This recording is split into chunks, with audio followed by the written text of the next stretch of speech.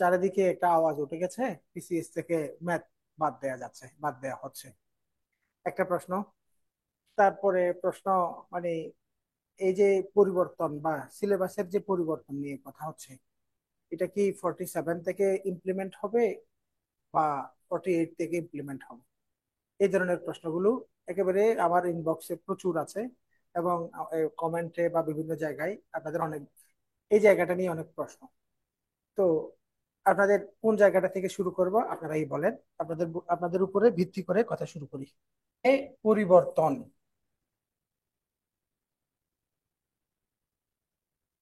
প্রথম কথা হচ্ছে পরিবর্তন হবে, এই ব্যাপারটা 100%। বিসিএস সিলেবাসে, বিসিএস এর যে সামনে পরীক্ষার ধরন, এই জায়গাগুলোতে পরিবর্তন হচ্ছে, এটা শতভাগ। পরিবর্তনটা কিভাবে হবে, কোন জায়গায় হবে, তা নিয়ে কোশ্চেন। পরিবর্তনের মধ্যে এখানে আমাদের যে এই, অর্থাৎ সংস্কার কমিটি যে সংস্কারের জন্য যে সকল প্রস্তাবনা দিয়েছে, জনপ্রশাসন মন্ত্রণালয়ের ওয়েবসাইটে সংস্কার প্রস্তাবগুলোর যে প্রস্তাবনা, ওটা কিন্তু সরাসরি আপলোড করা আছে। ওখান থেকে যে সকল পরামর্শ পাওয়া গেছে, তাহলে বিসিএস এর মধ্যে এখানে অ্যাকচুয়ালি একটা হচ্ছে আমাদের প্রিলি, আর একটা হচ্ছে লিখিত এবং ভাইবা, ধরি এই তিনটি, এই দুইটা ধাপ। এটা হচ্ছে মূলত বাছাই পরীক্ষা, তাই না? তাহলে এই যে বাছাই পরীক্ষা, এই এখানেই কিন্তু আমাদের সময়টা বেশি যায়। তো সংস্কার কমিটির যে প্রস্তাবনা, এই প্রস্তাবনার বিষয়টা মূলত পিএসসির বর্তমান চেয়ারম্যান মুবাশশির মুনায়েম স্যার দেশের প্রথম শ্রেণীর পত্রিকায় কিন্তু ইনার একটা সাক্ষাৎকার এসেছিল সংস্কার প্রস্তাব আসার আগেই, এবং ওনার সাক্ষাৎকারে ইনি ক্লিয়ারলি বলে দিয়েছিলেন আমরা একেবারে 1 বছরের মধ্যে একটা প্রিলি কিভাবে শেষ করতে পারি এই নিয়ে পরিকল্পনা করে আগাচ্ছি। আবার একেবারে যখন আন্দোলনের পরবর্তী সময়ে জনপ্রশাসন সচিবের একটা অর্থাৎ সংবাদ সম্মেলন, ওই বক্তব্যটাও আমি শুনেছি। ওখানেও আমরা পেয়েছি উনি ক্লিয়ার করে এমফাসাইজ করে জোর দিয়ে বলেছিলেন এই যেন নিয়োগ প্রক্রিয়াগুলো উইদিন আ ক্যালেন্ডার ইয়ার শেষ করা যায়। তো এখানে যে কথাগুলো প্রিলিমিনারির জন্য, এখানে পিএসসি ক্যালেন্ডার নামক একটা, আমি বাংলায় লিখি বুঝতে সুবিধা হওয়ার জন্য, পিএসসি ক্যালেন্ডার, পিএসসি ক্যালেন্ডার নামক একটা ক্যালেন্ডার প্রণয়নের পরামর্শ দিয়েছেন। এবং এই জায়গাটা আশা করি আমাদের যারা ভবিষ্যতের প্রার্থী আছে তাদের জন্য খুব ইফেক্টিভ একটা বিষয় আসবে। এবং ওখানে পরামর্শগুলো দেওয়া হয়েছে, মনে করুন জানুয়ারিতে সার্কুলেশন দেয়া হবে, এবং মার্চ মাসে বা এপ্রিলে গিয়ে প্রিলিমিনারি পরীক্ষাটা হবে। পরের বছর পরের বছর মার্চ বা এপ্রিলে গিয়ে আপনারা রেজাল্ট পেয়ে যাবেন। এবং ওখানে দেখানো হয়েছে এই যে এখান থেকে শুরু করে এই যে জুলাই, এই বছরের জানুয়ারি, জানুয়ারি থেকে এখানে আরো একটা জানুয়ারি কিন্তু আসবে। এই জানুয়ারি, এই জুলাই মাসে স্টুডেন্টরা কিন্তু সরাসরি নিজের চাকরিতে জয়েন করবেন। এভাবে একটা পরিকল্পনা দেওয়া হয়েছে, এটাকে বলা হচ্ছে পিএসসি ক্যালেন্ডার। তাহলে আমরা প্রিলিমিনারিতে কি ধরনের পরিবর্তন আসবে এই নিয়ে আমাদের একটা পজিটিভ সংবাদ আমরা পেয়ে গেছি। এভাবে পরিবর্তনটা আসবে, এবং এই পরিবর্তনের মধ্যে এখানে আমরা একটা সময় পেয়ে যাচ্ছি। সময়টা হচ্ছে এপ্রিল টু এপ্রিল, সার্কুলেশন থেকে সার্কুলেশনটাও যদি ধরেন তাও মনে করেন 12 মাসের জায়গায় 14 মাসের ব্যবধানে গিয়ে আমরা একেবারে টোটাল ভাইবা রেজাল্টটা পেয়ে যাব। এখানে প্রিলিমিনারি নিয়ে এইটুকু কথা ছিল। প্রিলিমিনারিতে যে সকল 10টি সাবজেক্ট আছে ওখানে কোনো পরিবর্তনের কোনো পরামর্শ আসে নাই। এবং পরিবর্তন, এবং পিএসসির যে চেয়ারম্যান ওনার যে সংবাদ সম্মেলনে সাক্ষাৎকারের বক্তব্য, ওখানে কিন্তু এই যে বেসিক 10টা সাবজেক্ট থেকে প্রিলি পরীক্ষা হচ্ছে, ওখানে পরিবর্তনের কোনো পরামর্শ ওখানেও ছিল না। সুতরাং প্রিলিমিনারিতে যেভাবে আছে ওভাবে থাকবে, ওভাবে থাকছে, এবং পরিবর্তন আসলেও মৌলিক জিনিসগুলো কিন্তু মূলত প্রায় একই রকম থাকবে। এবার আসেন পরিবর্তনের বড় জায়গা যেটা, ওটা নিয়ে কথা হচ্ছে। প্রথমত কথা হচ্ছে ভাইভা। ভাইভা কিন্তু বিগত সময়ে ভাইভা পরীক্ষার নাম্বার ছিল 200, বর্তমানে ওটা কমিয়ে 100 নাম্বারে নিয়ে আসা হয়েছে। এটা একটা পরিবর্তন, এটা অলরেডি ডিসাইডেড, এটার জন্য গেজেট হয়ে গেছে। তার মানে আমরা যারা সামনে ভাইভা দিতে যাচ্ছি আমাদের জন্য ভাইভা পরীক্ষা 200 নম্বর নয়, 100 নম্বর। তার মানে এখানে এই যে স্বজন প্রীতি অথবা একেবারে ভাইভা বোর্ড বা কোনো একটা সাইড থেকে কোনো প্রভাব, এই এই জায়গাগুলো থেকে আমরা মুক্ত থাকতে পারছি। তাহলে এটাও একটা অনেক পজিটিভ খবর। এবার আসেন, অনেকে বেশিরভাগ প্রার্থী বা কমেন্টে বিভিন্ন জায়গায় সোশ্যাল মিডিয়াতে একেবারে নেতিবাচক ভাবে বিষয়গুলোকে দেখছেন, কিন্তু বিষয়গুলো না জানার কারণে। প্রথম কথা হচ্ছে লিখিত পরীক্ষার যে একটা সিলেবাস বর্তমান দেখেন, বর্তমান আমি একটু একেবারে লিখে দেখাই। প্রথম কথা হচ্ছে, একটা হচ্ছে বর্তমান অর্থাৎ চলমান, আরেকটা হচ্ছে নতুন। নতুন, আবারও বলছি, নতুন বলতে যে জিনিসটা নতুনটা কিন্তু এখনো এভাবেই হবে এমন কোনো সিদ্ধান্ত আসে নাই। নতুনটা কি? নতুনটা হচ্ছে পরামর্শ দেয়া হয়েছে। তাহলে দেখেন, একটা হচ্ছে বর্তমান, একটা হচ্ছে নতুন। তো বর্তমানে এখানে টোটাল পরীক্ষা হয় হচ্ছে 900 নাম্বার। এবং এখানে যে সাবজেক্টগুলোতে বাংলা, ইংরেজি, তারপরে হচ্ছে গণিত, বাংলাদেশ, ভালোভাবে খেয়াল করবেন, এগুলো বোঝা দরকার। তারপরে হচ্ছে আন্তর্জাতিক, এরপরে আরেকটা সাবজেক্ট ওটা হচ্ছে কি বিজ্ঞান। এই হচ্ছে বর্তমান সময়ের সিলেবাস। অথবা এখানে কিভাবে, এখন বাংলা হচ্ছে 100 নম্বর, যারা জেনারেল ক্যাডারে পরীক্ষা দিবে এবং এ, যারা প্রফেশনাল ক্যাডারে পরীক্ষা দিবে এবং যারা জেনারেল ক্যাডারে পরীক্ষা দিবে তাদের জন্য 200 নম্বর বাংলা। ইংরেজি 200, গণিত 50, বাংলাদেশ 200, আন্তর্জাতিক 100, বিজ্ঞান তথ্য প্রযুক্তি সহ 100। এবং এখানে গণিতের সাথে আরেকটা বিষয় যোগ হবে, ওটা হচ্ছে মানসিক দক্ষতা, ওটা 50 নম্বর। এখন মানসিক দক্ষতা আমি এখানে সিরিয়ালে না লিখে আলাদা লিখেছি, একটা কারণ আছে, একটু পরে দেখাচ্ছি। এটা হচ্ছে বর্তমান। নতুনের মধ্যে কি প্রস্তাব দেওয়া হয়েছে? নতুনের মধ্যে এই জায়গাটাকে দুই ভাগ করা হয়েছে। একটা হচ্ছে 600 নাম্বার। এই 600 নাম্বার হচ্ছে মানে বেস, মৌলিক, সবার জন্য একই রকম। এরপরে পাশে দেখানো হয়েছে আরো 600 নাম্বার। বলে রাখি, এখানে যে 900 নাম্বারের যে বক্তব্য, এই 900 নাম্বারের মধ্যে কিন্তু কেউ যদি প্রফেশনাল ক্যাডার বা টেকনিক্যাল ক্যাডারের জন্য পরীক্ষা দেন তাহলে এখানে কিন্তু আরো 200 নাম্বার যুক্ত যোগ হয়ে 200, এখানে কিন্তু টোটাল 1100 নাম্বারের একটা পরীক্ষা দিতে হয় বর্তমান পদ্ধতিতে। নতুন পদ্ধতিতে দেখানো হয়েছে, যদিও ব্যাপারটাকে সুস্পষ্টভাবে ক্লারিফাই করা হয় নাই, কিন্তু এখানে যতটুকু বক্তব্য দেওয়া আছে ততটুকুতে যা আছে তা হচ্ছে এই। দেখেন 600, এই 600 এর মধ্যে বাংলার জন্য রাখা হয়েছে 100 নাম্বার। যেমন আমি ফেসবুকে দেখেছি অনেকে লিখছেন বাংলা বাদ।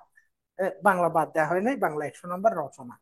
ইংরেজিকে রাখা হয়েছে 200 নাম্বার। এখানে গণিতকে রাখা হয় নাই। বাংলাদেশ বিষয়াবলী এই 200 থেকে এখানে 100 নাম্বার করা হয়েছে, আন্তর্জাতিককে 100 নাম্বার রাখা হয়েছে। এবং তাহলে এখানে টোটাল নাম্বার হয়ে যায় 600। বিজ্ঞান কিন্তু নাই। বিজ্ঞান ম্যাথ এই দুইটা এই মৌলিক 600 নাম্বারে নাই। দেখেন 1 2 300, ইংরেজি 200, টোটাল হতে নাম্বার। বিজ্ঞানের মধ্যে এই 100 নাম্বারের মধ্যে যে জিনিসগুলো সংযুক্ত করা হয়েছে ওখানে কিন্তু এখন যেটা বিজ্ঞান আছে বর্তমানে, বর্তমানে যে বিজ্ঞানটা আছে ওটা হচ্ছে সাধারণ বিজ্ঞান, দৈনন্দিন বিজ্ঞান। অর্থাৎ ওখানে ফিজিক্স, কেমিস্ট্রি, বায়োলজি পার্টের কিছু বিষয়, এটা হচ্ছে মৌলিক বিজ্ঞান। আইসিটি বা তথ্য প্রযুক্তি ওখান থেকে কিছু অংশ। আরো একটা পার্ট আছে বর্তমান বিজ্ঞানে, ইলেকট্রিক্যাল অ্যান্ড ইলেকট্রনিক্স একটা পার্ট আছে। এই তিনটি পার্ট মিলে বর্তমানের বিজ্ঞানটা। কিন্তু নতুন বিজ্ঞানে যে জিনিসটা দেখানো হয়েছে ওটা হচ্ছে, ওখানে কিন্তু জিওগ্রাফিকে নিয়ে আসা হয়েছে। পরিবেশ বিষয়টা, পরিবেশটাও জিওগ্রাফির সাথে সম্পৃক্ত। তাহলে নতুন বিজ্ঞানে সাধারণ বিজ্ঞানের পাশাপাশি তথ্য প্রযুক্তির পাশাপাশি এখানে ওই জিওগ্রাফি পার্টটাকে সংযুক্ত করে দেওয়া হয়েছে। এই হচ্ছে নতুন বিজ্ঞান। তাহলে এখানে কয় নাম্বার? 600 নাম্বার। এবার দেখেন, তাহলে বাকি 600 নাম্বার আসবে কোত্থেকে? বাকি 600 নাম্বার হচ্ছে অনার্সে আমরা যে সকল সাবজেক্ট পড়েছি। বিশেষ করে এখানে মেনশন করা হয়েছে অনার্সে অধীত বিষয়গুলো। এখানে স্পেসিফিক করে সুপারিশ যে পত্র ওখানে লেখা আছে বিশ্ববিদ্যালয়ের ফ্যাকাল্টি ভিত্তিক। ওখানে লেখা হয়েছে মানবিক বা কলা, কলা শব্দটা উল্লেখ করা হয়েছে, সমাজ বিজ্ঞান শব্দটা উল্লেখ করা হয়েছে, ভৌত বিজ্ঞান বা সায়েন্স ফ্যাকাল্টির কথা আছে, বিবিএ ফ্যাকাল্টি স্পেসিফিক করে আছে বাণিজ্য অনুষদ। এরপরে আইন ফ্যাকাল্টি, প্রত্যেক বিশ্ববিদ্যালয়, বড় বিশ্ববিদ্যালয়গুলোতে আইন ফ্যাকাল্টি আলাদা, এই জন্য আইন ফ্যাকাল্টিকে আলাদা করে দেখানো হয়েছে। অনার্সে আমরা যে সকল বিষয় পড়েছি ওখান থেকে নির্বাচন করে 600 নাম্বারে আসবে। এখানে 600 নাম্বারটাকে স্পষ্ট করা হয় নাই। আমার কাছে যতটুকু মনে হয়েছে, এখানে নিজ বিষয়ের 300 বা 400 নাম্বার, অর্থাৎ নিজের যে বিষয়, হ্যাঁ, 400 নাম্বার, আর আরো 200 নাম্বার এক্সট্রা নেওয়া যাবে, ওখানে ম্যাথ বা এই সমস্ত বিষয়গুলো থাকবে। এভাবে একটা পরিবর্তন আনা হয়েছে। কিন্তু ম্যাথকে বাদ দেওয়া হয় না, ম্যাথকে তো আপনার এই 600 নাম্বারের মধ্যে অন্তর্ভুক্ত করে আপনি নিতে পারেন। এই হচ্ছে পরামর্শ। তাহলে এখানে আমি আমার এখন যে কথাগুলো বললাম, এই কথাগুলোর মধ্যে এই 600 নাম্বার নিয়ে আপনাদের কনফিউশন আছে, আপনি বুঝে উঠতে পারেন নাই, আপনি শুধু এতটুকু বুঝেছেন অনার্সের সাবজেক্ট এবং আর বলি, অনার্সের। মাস্টার সাবজেক্ট হ্যাঁ, ম্যাথ থেকে যে কোনো একটা পরীক্ষা দিতে হবে এরকম কথা?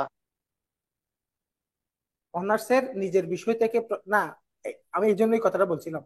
কথাটা হচ্ছে এই 600 নাম্বার অ্যাকচুয়ালি কিভাবে হবে ওটা ক্লারিফাই করে নাই, মানে বলা হয় নাই ওখানে, জাস্ট অনুষদ ভিত্তিক বিষয় থেকে পরীক্ষা হবে 600 নাম্বার। কিন্তু পার্টিকুলারলি আসলে 600টা কিভাবে হবে, বা এই 6টা সাবজেক্ট বা 600 নাম্বার কিভাবে আসবে, ওটা ওখানে স্পষ্ট করে বলা হয়নি। এই জন্যই অস্পষ্টতার জায়গাটা। এটা নিয়ে আমি আরো একটা ভিডিও করেছি। এই হচ্ছে পরিবর্তন। এখন এই নতুন এবং পুরাতনের যে কম্পারিজন, এটা আপনারা দেখলেন, এবং ভাইবার পরিবর্তনটাও দেখলাম। আসলে প্রিলিতে কোনো পরিবর্তন আসে নাই, আর রিটেনে এই ধরনের একটা পরামর্শ আসছে। কিন্তু এটাই যে বাস্তবায়ন হবে এমন কোনো ব্যাপার কিন্তু না। ব্যাপারটা বুঝাতে পারছি? এখন এখানে এই যে নতুন পরিবর্তন, পরিবর্তনগুলোর মধ্যে কিছু পরিবর্তন হবে সরাসরি, একেবারে কোনো সন্দেহ নেই। প্রথমেই আমি এই জন্য বক্তব্যটা শুরু করার সময় বলে দিয়েছিলাম, পরিবর্তন হবে, এতে কোনো সন্দেহ নাই, এটা 100%। কিছু পরিবর্তন অলরেডি হয়ে গেছে, যেমন ভাইবা 200 থেকে 100 হয়ে গেছে, এবং রিটেনের পরীক্ষার ধরনের মধ্যে কিছু চেঞ্জ আসবে। এবং এখানে কিছু কথা আছে। প্রথম কথা হচ্ছে, দেখেন, একটা হচ্ছে বাংলা। এই বাংলার জন্য বলা হচ্ছে রচনার নাম্বার হচ্ছে 100। আর একটা হচ্ছে ইংরেজি। ইংরেজির জন্য এখানে রচনার নাম্বার হচ্ছে 100। ইংরেজি কিন্তু আরো একটা আছে, ইংরেজি ওখানে আছে। এখানে এই শব্দটা লেখা হয়েছে কম্পোজিশন। কম্পোজিশন এবং সামারি বা প্রেইসি লেখা হয়েছে। এই কম্পোজিশন এন্ড সামারি, কম্পোজিশন মানে হচ্ছে আসলে বিরচন। কম্পোজিশন শব্দের অর্থ লিখন, লিখন, কম্পোজ করা বলি না, লিখা। তাহলে দেখা যাচ্ছে 100 নম্বরের রচনা, এটা হওয়ার সম্ভাবনা এই জন্য বেশি, বাংলাদেশে কিন্তু এক সময় 100 নম্বরের রচনা এভাবে বিসিএস পরীক্ষা হতো। তার মানে আগামীর যারা পরীক্ষার্থী, আগামীর পরীক্ষার্থীদের কাছে যে চ্যালেঞ্জটা হচ্ছে আপনাকে গুড রাইটার হয়ে যেতে হবে 100 নম্বরের জন্য। মনে করুন বর্তমান সময়ে এখন 100 নম্বরের রচনা আসছে, এটা হচ্ছে আসতে পারে বা আসছে, আর এটা হচ্ছে মনে করেন চলছে। চলছে কি, দেখেন এখানে এখন রচনার নাম্বার হচ্ছে 40, এখানে এখন রচনার নাম্বার হচ্ছে 50। এখন এই 50 নাম্বারের জন্য আপনার কিন্তু সীমিত থাকে শব্দ হচ্ছে উইদিন 1000 ওয়ার্ডস। রচনা আপনাকে লিখতে হবে 1000 শব্দের ভেতরে। এখন 50 নাম্বারের রচনা, তাই আপনি চাইলে অনেক পৃষ্ঠা লিখবেন, অনেক লম্বা করবেন, এমন অপরচুনিটি কিন্তু বর্তমানেও নাই। এখন 100 নাম্বার যখন হবে, এমন হবে ব্যাপারটা এরকম, 3 ঘন্টার পরীক্ষা, জাস্ট একটা রচনাই লিখবেন। তো একটা রচনা এখানে অনেক বেশি লিখার মধ্যে, অনেক বেশি যখন লিখবেন, যারা ভালো লেভেলের লেখক না, তারা একই কথা দেখা যাচ্ছে 3 পৃষ্ঠা পর আবার লিখছে, 4 পৃষ্ঠা পর আবার লিখছে, একই কথা বারবার লিখবেন। লেখার মধ্যে মান না থাকলে, শুধুমাত্র তথ্য দিলেই পরে লেখাটা মানসম্মত হবে এরকম না। এটার নাম হচ্ছে, এই যে 200 নাম্বার, এগুলার নাম হচ্ছে রচনা। রচনা, এসে। তাহলে এখানে রচনার এই রচনা যদি শব্দটা বলি, রচনার শব্দটাকে আমরা প্রকাশ করি কি দিয়ে? প্রবন্ধ শব্দ দিয়ে। প্রবন্ধ মানে কি? প্রবন্ধ মানে কি জানেন? প্রবন্ধ মানে হচ্ছে বাইন্ডিং ইয়ার আইডিয়াস ইনটু ইয়ার রাইটিং। আপনার আইডিয়া গুলোকে আপনার লেখনীতে আবদ্ধ করা, প্রবন্ধ। প্রকৃষ্ট রূপে বন্ধন, প্রবন্ধ। তাহলে প্রকৃষ্ট রূপে, উন্নত ভাবে লিখা, তাহলে গতানুগতিক লিখা না। কারণ প্রবন্ধ মানেই প্রকৃষ্ট রূপে কোনোভাবে লিখা, এর অর্থ রচনা না, এর অর্থ প্রবন্ধ না। প্রবন্ধ মানে হচ্ছে উন্নত করে লিখা, গুছিয়ে লিখা একটা রচনার। তাহলে একটা রচনা কি স্যার, মানে তাহলে স্যার গাইডে আছে? আপনাকে কোন সৈনিক কইছে গাইডে যে সকল রচনা আছে ওটা মানসম্মত?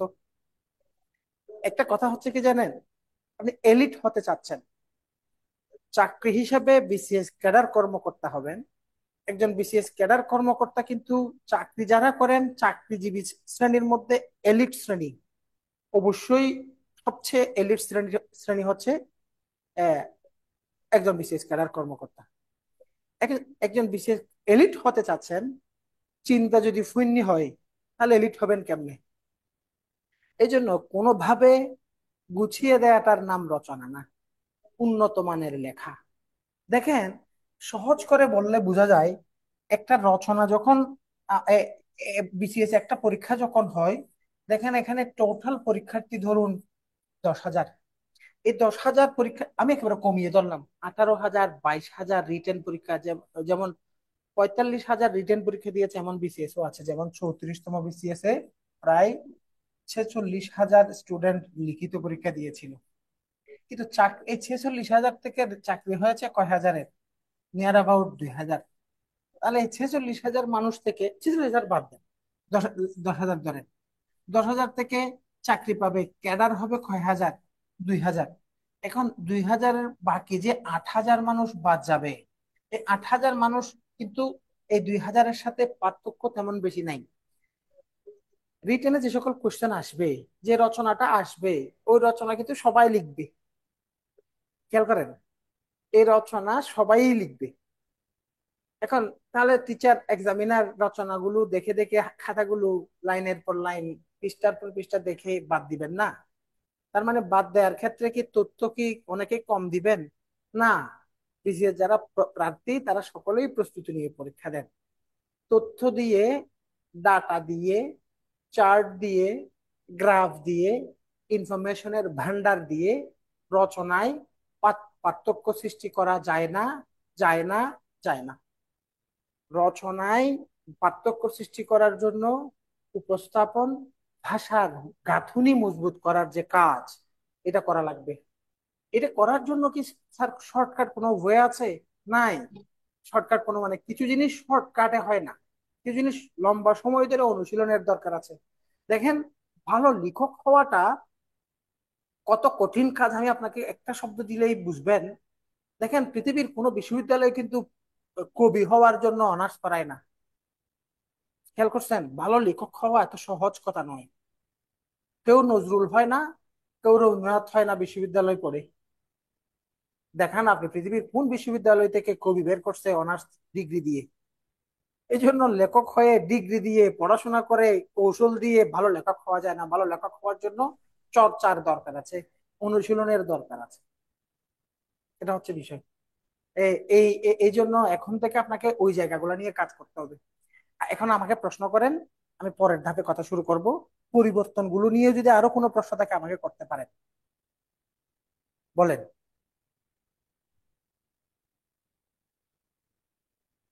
কারো কোনো প্রশ্ন নেই? ভবিষ্যতের বিসিএস গুলো আসছে, এই বিসিএস গুলোর জন্য আমরা আমাদের যে কোর্সগুলো, এই কোর্সগুলোতে আমরা দুইটি পার্ট রেখেছি, আমি পরে স্লাইড দেখাবো। প্রথমত আমরা একটা কোর্স রেখেছি আমাদের বেসিক কোর্স, ঠিক আছে? আমি এখানে কালারটা, কারো প্রশ্ন থাকলে এর মধ্যে করেন, সমস্যা নাই, আমি কথা বলতে বলতে আগাবো। আরেকটা হচ্ছে আমাদের 48 বিসিএস প্রিলি।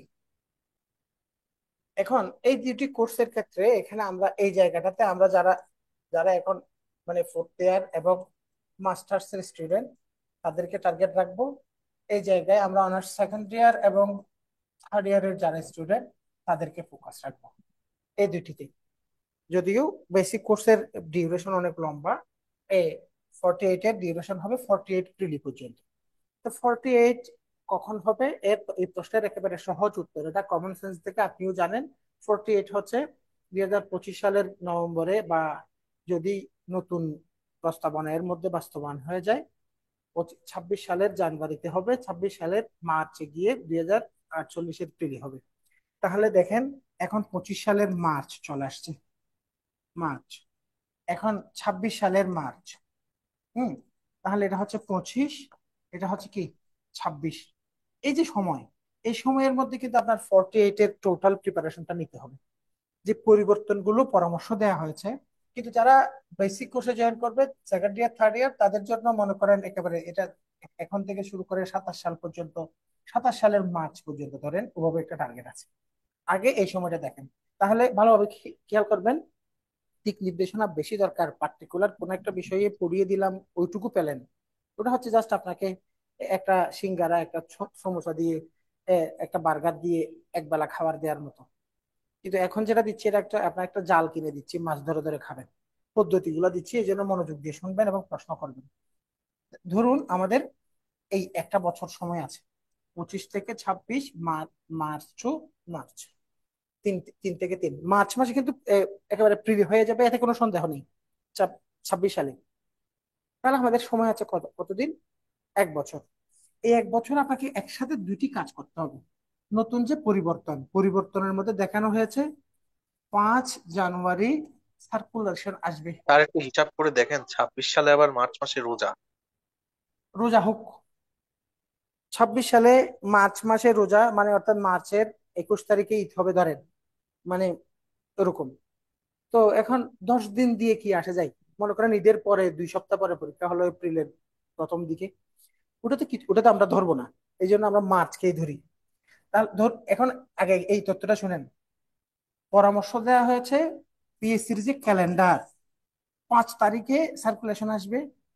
তারপরে এখানে এসে মার্চে এসে আমাদের প্রিলিম পরীক্ষা হবে, এবং এপ্রিলের, ভালো খেয়াল করবেন, এপ্রিলের দ্বিতীয় সপ্তাহ, এপ্রিলের দ্বিতীয় সপ্তাহে রেজাল্ট হবে, প্রিলির রেজাল্ট হবে। এরপরে এই জুন মাসে লিখিত পরীক্ষা, সরাসরি লিখা আছে। এবার আপনি খেয়াল করেন, ধরুন এপ্রিলের দ্বিতীয় সপ্তাহে যদি আপনার রেজাল্ট হয়, তাহলে দেখা যাচ্ছে এপ্রিলের 20 তারিখে আপনি রেজাল্ট পেয়েছেন। এরপর আপনার কাছে একটা সময় আছে মে, এরপরে জুন মাসের 20 তারিখে আপনার পরীক্ষা শুরু হলো, জুন মাসের 20 তারিখে আপনার লিখিত পরীক্ষা শুরু হলো। তাহলে দেখেন এপ্রিল, মে, জুন, তাহলে এপ্রিল থেকে মে এখানে 1 মাস, মে থেকে জুন এখানে 1 মাস, টোটাল লিখিত পরীক্ষার জন্য আপনি সময় পেয়েছেন কত মাস? 2 মাস। তাহলে এবার হিসাবটা বলেন, যদি 2 মাস সময় আপনি পান, তাহলে এই যে বর্তমানে ফেব্রুয়ারির শেষ থেকে শুরু করে আগামী বছর মার্চ পর্যন্ত যদি আপনি প্রিলির পেছনে লেগে থাকেন, তাহলে আপনার রিটেনের জন্য আপনি সময় পাবেন 2 মাস, এবং 2 মাসে আপনি পরীক্ষা দিবেন 1200 নম্বরের প্রস্তুতি। আর এই 12 মাসে আপনি প্রস্তুতি নিয়েছেন 200 নম্বরের জন্য, যেটা কোনো পরীক্ষাই না, যার কোনো নাম্বার যোগই হবে না। তার মানে আগামীর যারা যারা 48 কে টার্গেট করে আগাচ্ছেন, তাদের জন্য আমার মেসেজ হচ্ছে you are to start with written syllabus দিয়ে পড়া শুরু করা ছাড়া আপনার কাছে কোনো বিকল্প নাই। There is no alternative in front of you. আপনাকে একেবারে টোটালি গুছিয়ে রিটেন প্রিপারেশন নিয়ে আগাতে হবে। যদি আপনি রিটেন শেষ করতে পারেন, তাহলে প্রিলিয়ার মধ্যে আছে। রিটেন যদি 100 হয়, তাহলে তার ভেতরে 30% অংশ জুড়ে আছে ধরেন প্রিলি, অর্থাৎ টোটাল প্রিলিটা রিটেনের সিলেবাসের ভেতরে কিন্তু আছে। আর আমরা যে কাজটা করেছি, তার মানে আমি আপনাকে বুঝালাম, বেসিক আমি একটু পরে আসি। 48 যারা আছেন এখানে, 48-এর একটু বেশি আছে, এই কয়েকদিনে একটু 48 নিয়ে স্টুডেন্টদের মধ্যে কোয়ারি একটু বেশি বেশি ছিল। দুইটি পার্ট নিয়ে আমি কথা বলবো, আগে 48টাকে বলি। এই 1 বছরে আমরা কিভাবে আমাদের প্রস্তুতিটাকে গুছিয়ে নিতে পারবো, এ হচ্ছে কথা। তাহলে আমি আপনাকে ক্লিয়ারলি বুঝিয়ে দিলাম, আপনার কাছে সময় আছে আসলেই 12 মাস। এই 12 মাসে আপনি কি কি কাজ করতে হবে আপনাকে, দেখেন এখানে আমি 48-এর জন্য আমরা যে কোর্সটা করাবো, এই কোর্স আপনি কোর্সে ভর্তি হওয়ার জন্য তথ্য হিসেবেও নিতে পারেন, অথবা আমরা কি করাচ্ছি এই তথ্যগুলো তো জানা দরকার। এখানে আমরা এই কোর্সের, আমার কাছে 12 মাস সময় আছে, 12 মাস সময়টাকে আমরা কিভাবে কাজে লাগাবো, দুটি দিকে মাথায় রাখতে হবে। প্রথমত আপনাকে রিটেন সিলেবাসটাকে গুছিয়ে দিতে হবে। রিটেন সিলেবাসকে, রিটেন সিলেবাসে যতটুকু পড়ানো দরকার তার চেয়ে বেশি দরকার গাইড করা। ধরেন আপনি পত্রিকা পড়ছেন, আপনি এক্সট্রা একটা বই পড়ছেন, আপনি ইউটিউবে একটা ভিডিও দেখছেন, আপনি কোনো একটা সোর্স থেকে কোনো কিছু দেখছেন, whatever you are watching, whatever you are whatever you are getting around, যাই আপনি আশেপাশে পাচ্ছেন, আপনার ওই জিনিসটাকে আপনি যেন পরীক্ষায় কোন জিনিসটা লাগবে তা যেন আপনার মধ্যে ওই সেন্সটা যেন থাকে, এই জিনিসটা শিক্ষক যেন আপনার মাথায় ঢুকিয়ে দেন, অথবা আপনার মাথায় ওই জিনিসটা যেন শুরু থেকে আপনি নিয়ে নেন, তারপরে আপনি নিজেকে এগিয়ে নিতে পারবেন। ভালোভাবে দেখেন, এখানে প্রো লেভেলের রাইটার হওয়ার জন্য এখন থেকে শুরু করতে হবে। এবং এই কাজগুলোর জন্য আবারও বলছি, আমি তো আপনাকে প্রথমেই বলে দিয়েছিলাম রবীন্দ্রনাথ বিশ্ববিদ্যালয় প্রডিউস করেন, রবীন্দ্রনাথ নিজে নিজে হয়েছে, নজরুল নিজে নিজে হয়েছে। এই জন্য ভালো লেখক হওয়া এত সহজ বিষয় না। তবু পরীক্ষার জন্য অন্যদেরকে ছাপিয়ে গিয়ে আপনার লেখনীটার মধ্যে একটা ইউনিকনেস আনার কাজটা প্রফেশনাল মানুষরা যখন করবেন, তখন কিছুটা আপনি এগিয়ে তো যাবেন। আর আপনি যদি পরিকল্পিতভাবে একটা বছর কাজ করেন, একটা মানুষের মধ্যে যে ধরনের মানুষই সে হোক না কেন, একটা মানুষের মধ্যে টোটাল অ্যাবসলিউট চেঞ্জ আনার জন্য 6 মাস কিন্তু লাগে। 6 মাস। তাহলে 6 মাসে চেঞ্জ আনার পরে বাকি 6 মাস যদি আপনি প্র্যাকটিস করেন, you are going to be pro whatever you are trying about. এখন এই কোর্সটাতে আমরা কি করেছি দেখেন, এখানে আমরা 3টি লেভেলে কাজ করাবো। প্রথম লেভেলটা এখানে, জাস্ট এখানে আমরা যেটা করব ওটা হচ্ছে শুরু করলাম। আমি লিখেই দেখাই, লিখে দেখালে স্টুডেন্ট বুঝে বেশি। ধরুন 48। হুম, 48-এর এখানে আমরা মনে করেন এই একটা বছর, এক বছরকে আমি মনে করেন এই প্রথম অংশ একেবারে গুছিয়ে দিচ্ছি, প্রথম অংশ, তারপরে হচ্ছে দ্বিতীয় অংশ, তারপরে হচ্ছে তৃতীয় অংশ, 3টি সেগমেন্টে একটা পরিকল্পনা করে রেখেছি। প্রথম সেগমেন্টের কাজ হবে, এই প্রথম সেগমেন্টের কাজ হবে intro to the prelim and written syllabus. প্রথমে আপনাকে সিলেবাসটা বোঝানো দরকার। সিলেবাস কি স্যার, আবার বুঝার কিছু আছে? এটা পড়ে দেখলে বুঝবো না? বুঝবেন। ওই পড়াটাকে কিভাবে প্রিলির সাথে রিটেন কানেক্ট করবেন, যারা বিসিএস পরীক্ষা দিয়ে পাশ করে ক্যাডার হয়ে গেছেন, তিনি যেহেতু রন্ধ্রে রন্ধ্রে একেবারে ওই বিষয়গুলোকে রপ্ত করার পরে পড়াশোনা করে পাশ করে সাকসেসফুল জায়গায় পৌঁছেছেন, এরকম একটা অভিজ্ঞ মানুষ যখন বলবেন, তখন অনেক কঠিন জিনিস সহজ লাগবে, অনেক সহজ জিনিস আরো সহজ হয়ে যাবে। অনেক লম্বা সময় যায় এমন কাজ অনেক কম সময়ে করার সুযোগ গুলো পাবেন। হ্যাঁ, তাহলে এই স্টেপটাতে আমি জাস্ট আগে নামগুলো বলি, তারপরে আমি এক্সপ্লেন করব। প্রথম স্টেপে আমরা কাজ করব intro to the prelim written syllabus. তারপরে আমরা এরপরে যে কাজটা করাবো ওটা হচ্ছে টেক্সট। এরপরে হচ্ছে আমাদের যে lecture sheet, sheet plus test এর মাধ্যমে আমরা এই বিষয়টা আগাবো। শিট মানে এখানে অবশ্যই প্রতিটা শিটের এগেনস্টে এখানে ক্লাস থাকবে। এই 3টি স্টেপ কিভাবে যাবে ওটা একটু আমরা দেখি। প্রথমত হচ্ছে, মনে করেন প্রথম ধাপ, একেবারে যেহেতু এখানে একেবারে ডিটেইল করা আছে, আমি জাস্ট একটু করে দেখালেই হবে এক নজরে প্রথম ধাপের পরিকল্পনাটা কি। প্রথম ধাপের পরিকল্পনাগুলোর মধ্যে ধরুন বাংলা। এখন এই বাংলা সাবজেক্টটাকে পড়ার জন্য, শেষ করানোর জন্য আমাদের কিভাবে পরিকল্পনা থাকবে দেখেন। প্রথমে একটা ক্লাস নিবে শিক্ষক, প্রিলি এবং রিটেনের সিলেবাস নিয়ে কম্পারেটিভ একটা বিশ্লেষণমূলক একটা ক্লাস নিবেন। ক্লাসটাতে শিক্ষক বুঝাবেন প্রিলি সিলেবাসে বাংলায় এই এই বিষয়গুলো আছে, রিটেন সিলেবাসে বাংলায় এই এই বিষয়গুলো আছে। এর মধ্যে যদি কোনো পরিবর্তন আসে, নতুন সিলেবাস বা নতুন ভাবে ইমপ্লিমেন্টেশন হয়, তখন সময় অনুসারে পরিবর্তিত হবে। আমার মনে হয় না একেবারে ব্যাকরণ বা সাহিত্যের বিষয়গুলো বাদ দিয়ে বাংলায় আসবে। আমার মনে হয় আবারও ঠিক ওই 200 নম্বরের বাংলাই থাকবে, হয়তো রচনা 100 নম্বর হবে, কিন্তু আরেক 100 নম্বর সাহিত্য গ্রামার এই বিষয়গুলো ঠিকই থাকবে। এই হচ্ছে কথা। তাহলে এবার এটা এই প্রথম ক্লাসটা, এটা একটা ইন্ট্রোডাক্টরি ক্লাস, এখানে কোনো শীট নাই। 100 নম্বর রচনা কি হতে পারে? 100 নম্বর রচনা, রচনা এখন যেভাবে আসছে ওভাবেই আসবে। ধরুন আপনাকে রচনা দিবে, আমি আগামী আহ, আগামী 100 বছর পরে, আগামী 100 বছর পরের পৃথিবীতে আপনি 100 বছর পরের পৃথিবীটা কেমন হবে ওই পরিস্থিতিতে দাঁড়িয়ে আপনি 100 নম্বরের একটা রচনা লিখবেন। অথবা ইতিহাসের এই রচনাটা আসছিল পরীক্ষায় 31 বা 33 বিসিএস লিখিত পরীক্ষায়। ইতিহাসের বিখ্যাত কোনো ব্যক্তি হওয়ার সুযোগ যদি আপনি পান, আপনি কে হতে চাইবেন? এবার লিখেন 100 নম্বরের কে তা হতে চাইবেন, কত পেজ এইটুকু বিষয়। লিখতে হইব? এখানে যদি বর্তমান সময়ে যেভাবে আসে ওভাবে যদি আসে, তাহলে পরে মনে করেন 1000 শব্দ। যেহেতু 1000 শব্দের মধ্যে 50 নম্বরের রচনা, তাহলে 2000 শব্দ। 2000 শব্দ হলে কিন্তু 20-22 পৃষ্ঠা, অর্থাৎ পরীক্ষার খাতা। বর্তমানে আর বিসিএস এর যে রিটেন পরীক্ষার যে খাতাগুলো, বর্তমানে যে খাতাগুলো দেয়া হয় ওই খাতাগুলো কিন্তু এই টাইপের A4 সাইজ না, আর একটু লম্বা সাইজের যে কাগজগুলো আছে ওগুলাতে কিন্তু 16-17 পৃষ্ঠার মধ্যেই আপনার 2000 শব্দ হয়ে যাবে। আর যদি 1000 শব্দ হয় তাহলে 7-8 পৃষ্ঠার মধ্যে 1000 শব্দ কিন্তু হয়ে যায়। হ্যাঁ, যদি লেখা মিডিয়াম বা মোটামুটি এভারেজ লেভেলের লেখা হয় আর। আচ্ছা, এখন আসেন এই কোর্সের বিষয়গুলোকে আমরা কিভাবে গুছিয়ে আগাবো ওটা নিয়ে আমি একেবারে লাইন বাই লাইন সবকিছু দেখাবো ওরকম না, আপনারা একটু বিরক্তি আসবেন এবং প্রতিটা জায়গায় তথ্য পাবেন। কোনো কারণে ধরুন আমার কথাগুলো শুনছেন, আজকে ক্লাসটা করছেন, এই কোর্স আপনার জয়েন করার কোনোভাবেই ইচ্ছা নাই, কোনো সমস্যা নাই, কারণ কোচিং কোনোদিন আপনাকে ক্যাডার বানাতে পারবে না। আমরা, আমি মনে করেন আমি একজন ক্যাডার কর্মকর্তা, আমি একটা কলেজে পড়াই সরকারি, আমার ওটা একটা কাজ। এর বাইরে আমি যখন এক্সট্রা কিছু সময় পাই তখন ক্যারিয়ারের জন্য যারা প্রস্তুতি নেয় তাদের জন্য আমরা কিছু কাজ করি। এই কাজগুলো করার জন্য আমরা যেহেতু কাজ করতে করতে লম্বা একটা অভিজ্ঞতা গ্যাদার করেছি, আমরা তাদেরকে গাইড করার চেষ্টা করে যাচ্ছি। এর মানে এই নয় যে এই এখান থেকে টাকা ইনকামটাই আমার জীবনের একমাত্র উদ্দেশ্য।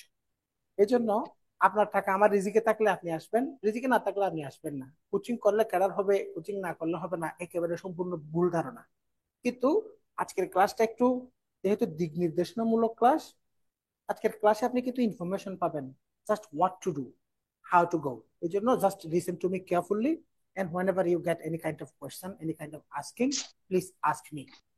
একেবারে এবার আসেন, এরপরে ধরুন বাংলাটাকে একেবারে দুইটা ভাগে ভাগ করলাম। দেখেন, বাংলা সাহিত্য এবং বাংলা ব্যাকরণ। এবার এখানে বাংলা সাহিত্যের বিগত বছরের প্রশ্নগুলো নিয়ে আমরা একটা শীট দিব, মনে করেন একেবারে 40-50 পৃষ্ঠার একটা শীট। এগুলো কি স্যার এমসিকিউ শীট না, এগুলো লিখিত।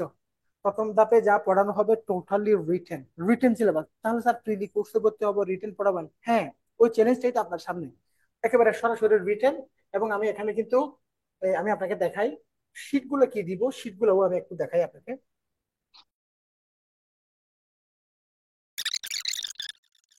এই জায়গাগুলো থেকে, এই ডিটেইল আলোচনার থেকে পরীক্ষায় কোন কোন জিনিসগুলো আসবে ওই জিনিসগুলোর, অর্থাৎ গত, ধরেন আমি যেটা বলতে চাইবো সেটা হচ্ছে, মনে করেন 25তম BCS থেকে 45তম BCS লিখিত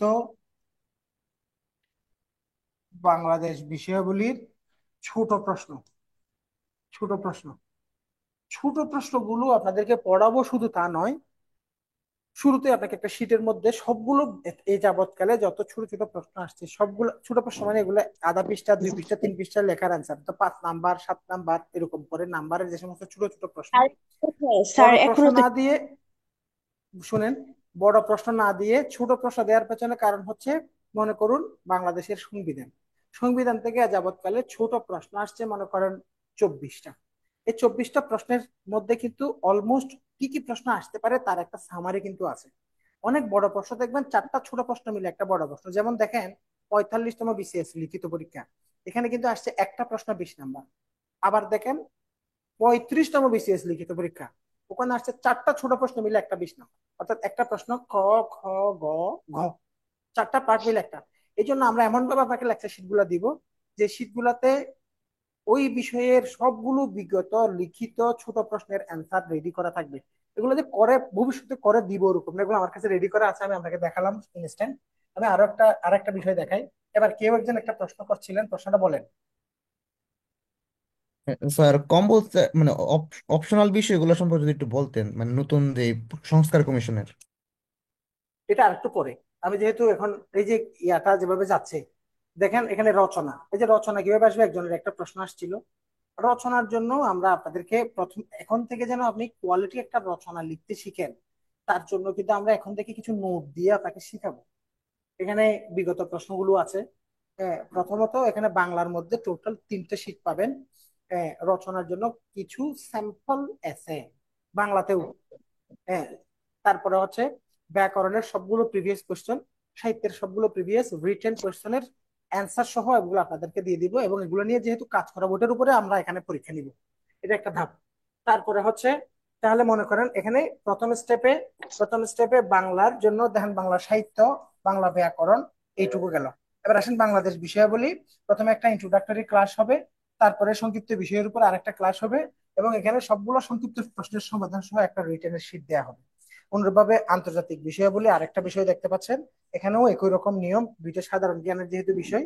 এ, তারপরে হচ্ছে এখানে প্রথম স্টেপে যে জায়গাটা আমরা গুরুত্ব দিব ওটা হচ্ছে, আমরা এই বিশ্বাস রেখে কাজটা শুরু করছি, রিটেন পরীক্ষায় ম্যাথ থাকবে আগের মতো এবং কম্পালসরি হিসাবেই থাকবে, ওভাবে আমরা আগাবো। কোনো কারণে যখন দেখবো এটা কম্পালসরি না, তবু যেহেতু অ্যাবসলিউট মার্কস রাখার একটা সুযোগ থাকে, স্টুডেন্টরা যেন, যদি অপশনাল হয় যে স্টুডেন্টরা যেন ম্যাথ নিয়ে ওখান থেকে নাম্বারটা অ্যাচিভ করতে পারে, ওই প্ল্যান রেখে আমরা কিন্তু এখানে প্রিলিমিনারির এই যে কোর্স, কম্বো কোর্সটাতে আমরা এই জিনিসগুলো রেখেছি। যেমন ইংলিশটাকে, ম্যাথ এবং ইংলিশ এই দুইটা সাবজেক্টের প্রিলি এবং রিটেন টোটাল সিলেবাসটা কিন্তু করিয়ে ফেলবো একেবারে, এবং একেবারে ভেরি বিগিনিং স্টেজেই। প্রথমে দেখেন একটা সিলেবাসটা এক্সপ্লেন করে দিব প্রথম স্টেপে। তারপরে হচ্ছে মনে করেন এখানে প্যাসেজ আসে একটা 200 নম্বরের ইংলিশ, 100 নম্বরের যদি রচনা আসে, আর 100 নম্বরের একটা প্যাসেজ, যেটা 35 থেকে 45 সবগুলো বিসিএস এ কিন্তু একটা প্যাসেজ আসছে, প্যাসেজ থেকে অ্যান্সার করতে হবে। তাহলে প্যাসেজ সলভিং স্ট্র্যাটেজি নিয়ে একটা ক্লাস হলো, এবং একটা প্র্যাকটিস ক্লাস হবে। ট্রান্সলেশনের উপর এখানে 6টি ক্লাস দেখানো হয়েছে। এভাবে পাংচুয়েশন যেগুলো রিটেন পরীক্ষায় আসে, এসে রাইটিং নিয়ে 2টি ক্লাস রাখা হয়েছে। ঠিক আছে। তারপরে ফোকাস রাইটিং, ব্যাংক থেকে শুরু করে অন্যান্য জায়গায়, এবং ফোকাস রাইটিং যারা পারে তারা কিন্তু ইনস্ট্যান্ট যে কোনো জায়গায় আনকমন আসলে লিখতে পারে। তারপরে হচ্ছে সেন্টেন্স এক্সপানশনের উপরেও 2টি ক্লাস। এভাবে টোটাল এখানে যা যে বিষয়গুলো লেখা হয়েছে এগুলো কিন্তু রিটেন সিলেবাস বেসড। এটা হচ্ছে ইংলিশের জন্য। তারপরে হচ্ছে ম্যাথ, ম্যাথের এখানে যা দেখানো হয়েছে এখানে দাগিয়ে দেখানোর কিছু নাই, টোটাল রিটেনের ম্যাথ সিলেবাসটা আনা হয়েছে। এটা যখন ডিটেল আগে ভাগে করিয়ে ফেলবো, আগে যখন আমরা ম্যাথের, বিশেষ করে 9-10-এর টেক্সট বই ধরে যখন আমরা সবগুলো অধ্যায়কে ধাপে ধাপে একেবারে লিখিত ম্যাথ করাবো, এখানে পাশাপাশি কিন্তু রিটেন পরীক্ষার বিগত প্রশ্নের সলিউশনের শীটটাও দেওয়া হবে। এই জিনিসগুলো করানোর পরে যখন প্রিলির ম্যাথে যাবে, স্টুডেন্টরা কিন্তু হাসতে হাসতে প্রিলি জিনিসগুলো শেষ করতে পারবে। তাহলে স্টেপ ওয়ানে আমরা প্রথমেই শুরু করলাম introduction to prelim and written syllabus, কিন্তু ফোকাস রেখেছি প্রথম স্টেপে রিটেনের উপর। একটা স্টুডেন্ট রিটেনের যখন ডিটেলটা জানবে, তখন সে যা পড়বে, কোন জিনিসটা প্রিলিতে কাজে লাগবে, কোন জিনিসটা রিটেনে কাজে লাগবে, নিজে থেকে সে পড়ার সময় ওভাবে গুছিয়ে নিতে পারবে। তারপরে হচ্ছে দ্বিতীয় অংশ। দ্বিতীয় অংশটাতে এক্সপ্লেন করার মতো কঠিন কিছু না। একেবারে যে কোনো প্রতিষ্ঠান, বিশেষ করে যারা অফলাইনে প্রোগ্রাম করায় কোচিং এর ক্ষেত্রে, সবাই অ্যাসাইনমেন্ট টেস্ট গুলা করায়, এবং অ্যাসাইনমেন্টের ক্ষেত্রে 9-10-এর ধরুন সাধারণ বিজ্ঞান বই, একটা আইসিটি বই, 9-10-এর বাংলাদেশের বিশ্ব পরিচয় বই, ইন্টারমিডিয়েটের পৌরনীতি বই, বাংলাদেশের সাদা সংবিধানের বইটা, এভাবে 9-10-এর ইতিহাস বইটা, এভাবে কতগুলো বেসিক বইয়ের উপরে কতগুলো অ্যাসাইনমেন্ট করানো হয়। এই অ্যাসাইনমেন্টের জন্য যে কাজগুলো আমরা করাবো, এই অ্যাসাইনমেন্ট গুলোর ক্ষেত্রে একটা পরিকল্পনা নিয়ে আসবো। আগে অ্যাসাইনমেন্ট গুলো আমরা স্টুডেন্টদেরকে দিয়ে দিতাম, বলতাম 9-10-এর সাধারণ বিজ্ঞানের প্রথম 4টা চ্যাপ্টারের উপরে অ্যাসাইনমেন্ট তৈরি করে আনবা, গুরুত্বপূর্ণ বইটা পড়বা, গুরুত্বপূর্ণ লাইনগুলো দাগাবা, যা যা ইম্পর্টেন্ট মনে হয় খাতায় লিখে নিয়ে আমার কাছে চলে আসবা, এবং খাতাটা জমা দিয়ে পরীক্ষাটা দিবা। এভাবে করতাম। এবারে যেহেতু আমাদের 1 বছরের মধ্যে গুছিয়ে পরিকল্পনা একেবারে সময় নাই, এই জন্য আমরা জিনিসগুলোকে একটু টাইট করে দিচ্ছি। আমরা জিনিসগুলোকে উইদিন আ উইক একটা একটা কাজ দিব। এবং ধরুন বাংলাদেশের বিশ্ব পরিচয় বইটা নিয়ে বললাম এই 4টা চ্যাপ্টার নেক্সট উইকে পরীক্ষা। এই 4টা চ্যাপ্টার থেকে একটা শিক্ষক একটা ক্লাস নেবেন, assignment how to prepare the assignment, এবং ওখানে শিক্ষক এই 4টা চ্যাপ্টার থেকে প্রিলিতে কিভাবে প্রশ্ন আসবে এবং রিটেনে কিভাবে প্রশ্ন আসবে, এবং এই জিনিসগুলো পড়ার সময়ে আগে যে আমরা প্রথম স্টেপে যে শীটগুলো দিয়েছিলাম, শীট এবং টেক্সট বইকে কিভাবে কানেক্ট করবেন, একটার সাথে একটা তথ্যগুলো কিভাবে কম্পেয়ার করে জিনিসগুলোকে গুছিয়ে নেবেন, এই জন্য একটা ডিরেক্ট ইন্টারেক্ট, অর্থাৎ ডাইরেক্টিভ একটা ক্লাস হবে। এরপরে স্টুডেন্টরা একটা নোট প্রিপেয়ার করবে নিজেরা, এবং নোটটার ক্ষেত্রে কোনো ধরাবাঁধা নিয়ম থাকবে না, কাজ হবে জিনিসটাকে যতটুকু পারে সামারি করে নিয়ে আসা। তারপরে ওখান থেকে একটা রিটেন পরীক্ষা হবে, এবং এই পরীক্ষাগুলো combination of both MCQ and both one line answer and descriptive answer, তার মানে এক বাক্য উত্তর এবং লম্বা উত্তরের কম্বিনেশনে এই পরীক্ষাগুলো হবে। এটা হচ্ছে আমাদের স্টেপ 2। আমি এখানে বেশি কথা বলবো না, কারণ এখানে বেশি কথা বললে আপনার কাছে, অনেকের কাছে বিজ্ঞাপন মনে হবে, কিন্তু আজকে আমার বিজ্ঞাপনের উদ্দেশ্য ছিল না। আমার উদ্দেশ্য ছিল just what to do exactly for the preparation. এরপরে তৃতীয় ধাপ। তৃতীয় ধাপে একটা কোর্স যেভাবে চলে, এই কোর্সের এই আউটলাইন গুলো এখানে দেওয়া আছে। তাহলে প্রথম ধাপ এবং দ্বিতীয় ধাপের কাজ শেষ করতে আমাদের কমপক্ষে 4 মাস সময় লাগবে। হ্যাঁ, প্রথম ধাপ এবং দ্বিতীয় ধাপের কাজ শেষ করতে কমপক্ষে 4 মাস সময় লাগবে। প্রথম ধাপ এবং দ্বিতীয় ধাপের কাজগুলোতে ক্লাসের সংখ্যা কম, কাজের সংখ্যা বেশি, কানেক্টিভিটির কাজ বেশি, আপনার কাজ বেশি। এরপরে ক্লাসের সংখ্যা বেড়ে যাবে, তখন পড়াগুলোকে তখন আরো ইজি লাগবে, ক্লাসটাও আপনি মজা পাবেন।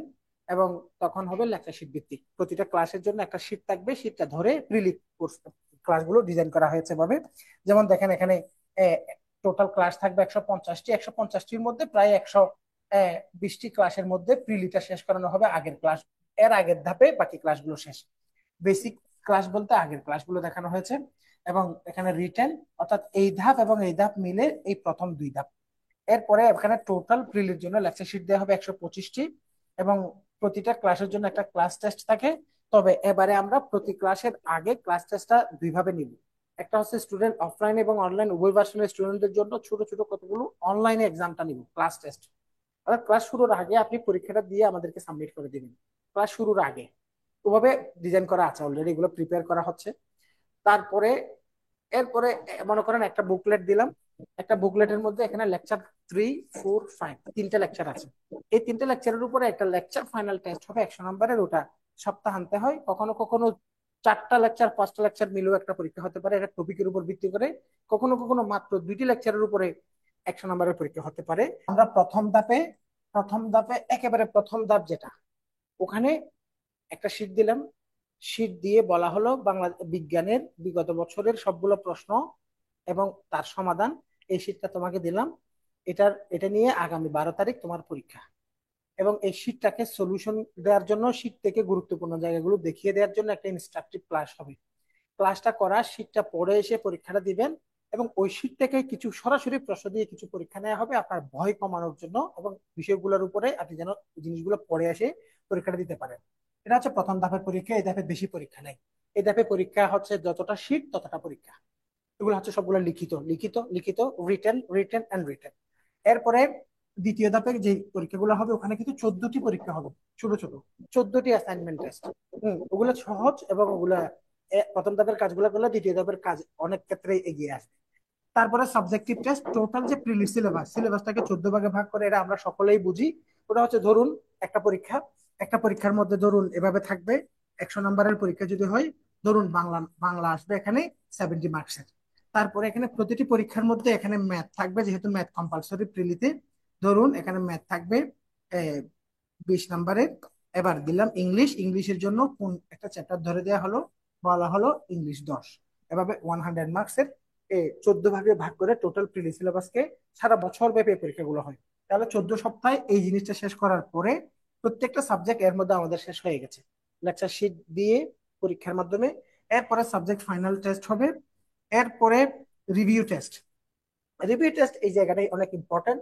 এই ধাপের যে পরীক্ষা, এই পরীক্ষাগুলো হচ্ছে টোটালি মূলত 200 নম্বরের পরীক্ষা হয়।